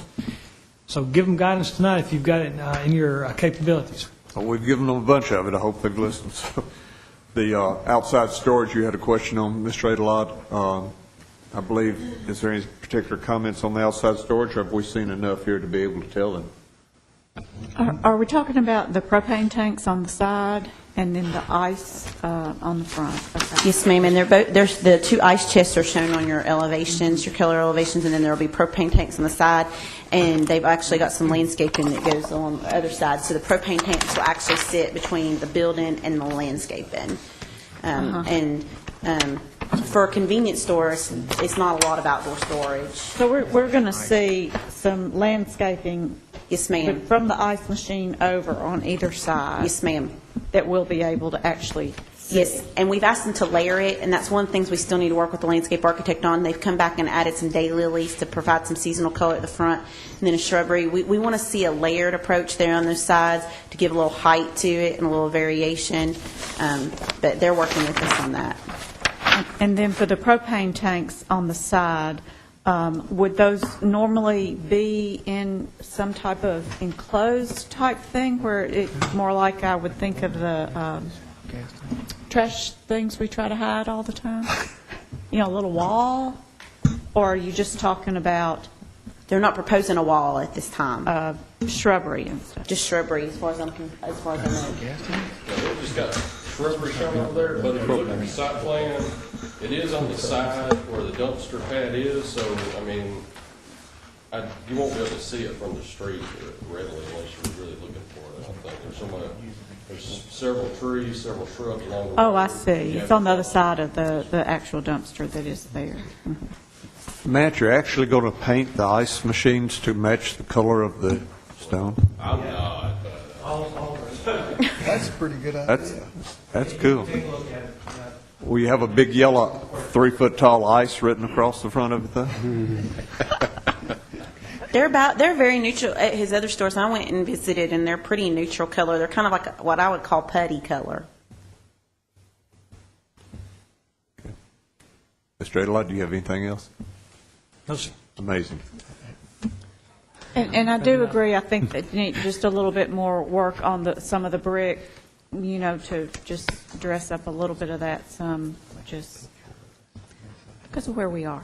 Yes, ma'am. Thank you. Matt, you may have to tape our comments tonight to hear all of them. I don't know if you were able to make Because we notes can't of all put of them all into motion. Okay. You're Any other young. comments? Councilman Young, you've been noticeably quiet if you got a laryngitis. He spoke too much at the That's beginning. right. Right. If there's no other comments or questions, we're ready for a motion on the initial design review. If there are no other comments, Chairman Lamb, I recommend propose that in a motion that we accept Subject to all. staff comment. And that is with Planning the Commission comments. expressed expectation that they will work with staff on the things that we've identified tonight before they come back for final design review and go to the BZA on the outdoor storage. Yes. What he said. Yes, so I second that motion. Okay, I think we have a motion, and there's a second. All in favor, say aye. Aye. All opposed? Motion carries. Move on to plats and plans. We have one item under that this evening. That is East Borough Center, Lot 2, site plan for 7,000 square feet on .74 acres, zone commercial highway, located along Rutherford Boulevard. Claudia Agna-Horty is the developer. Ms. Logan. Yes, sir. Thank you. This property is located just south on the western side of Rutherford Boulevard, just south of the intersection of Rutherford Boulevard and Mercury, where it becomes John Bragg. And this is going to be a proposed strip center development. And if Ms. Ely could bring back the on the run, and on the back of that is the proposed architectural elevations. A couple of changes tonight for you that are before you on the site plan that you see. One of which is that they are going to be this is going to have a right-in, right-out access only onto Rutherford Boulevard, and it is again another private roadway that will be serving several other lots as the property develops. The private roadway will require right turn improvements off of Rutherford Boulevard, and they are going to be extending the sidewalk and curb all the way now to the down to the intersection of John Bragg Highway and Rutherford Boulevard. That is going to be those improvements will be part of this site plan. And the reason that has been requested is that Lot 4, which is directly north of this, will have no direct access onto Rutherford Boulevard and no associated road improvements. And so we're asking that those improvements be installed with the right turn lane improvements, and the applicant has agreed to install those improvements. Secondly is the architectural elevations that are before you tonight. The building that is before you is similar, will be similar in color and style, much smaller version to some of the other strip centers that the applicant has developed, including the one that's currently being constructed on Medical Center Parkway. Currently, it's showing a base of split-face block with brick accents, and that will be changed to an all-brick building. We'll have the brick where the split face is currently will be a different color brick. The applicant has agreed to that change. Otherwise, the site plan is in good order, and I'll be glad to answer any questions if you have them.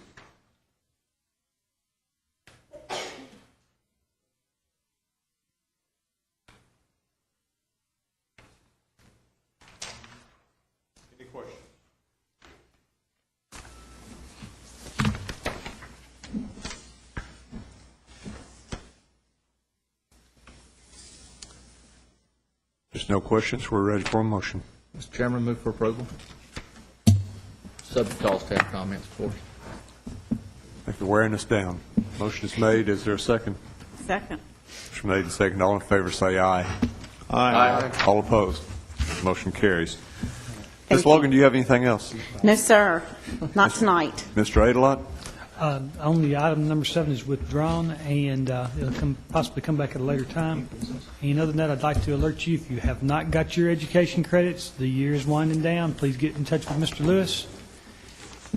Most of you already have, I believe, but if you haven't, get with him, and he'll help you to get your credits. Good point. And I think this is official notice that the Planning Commission meeting has extended over into the past 10 o'clock hour, so that means the recession is finally over. So, if there's no other comments or questions, we stand adjourned.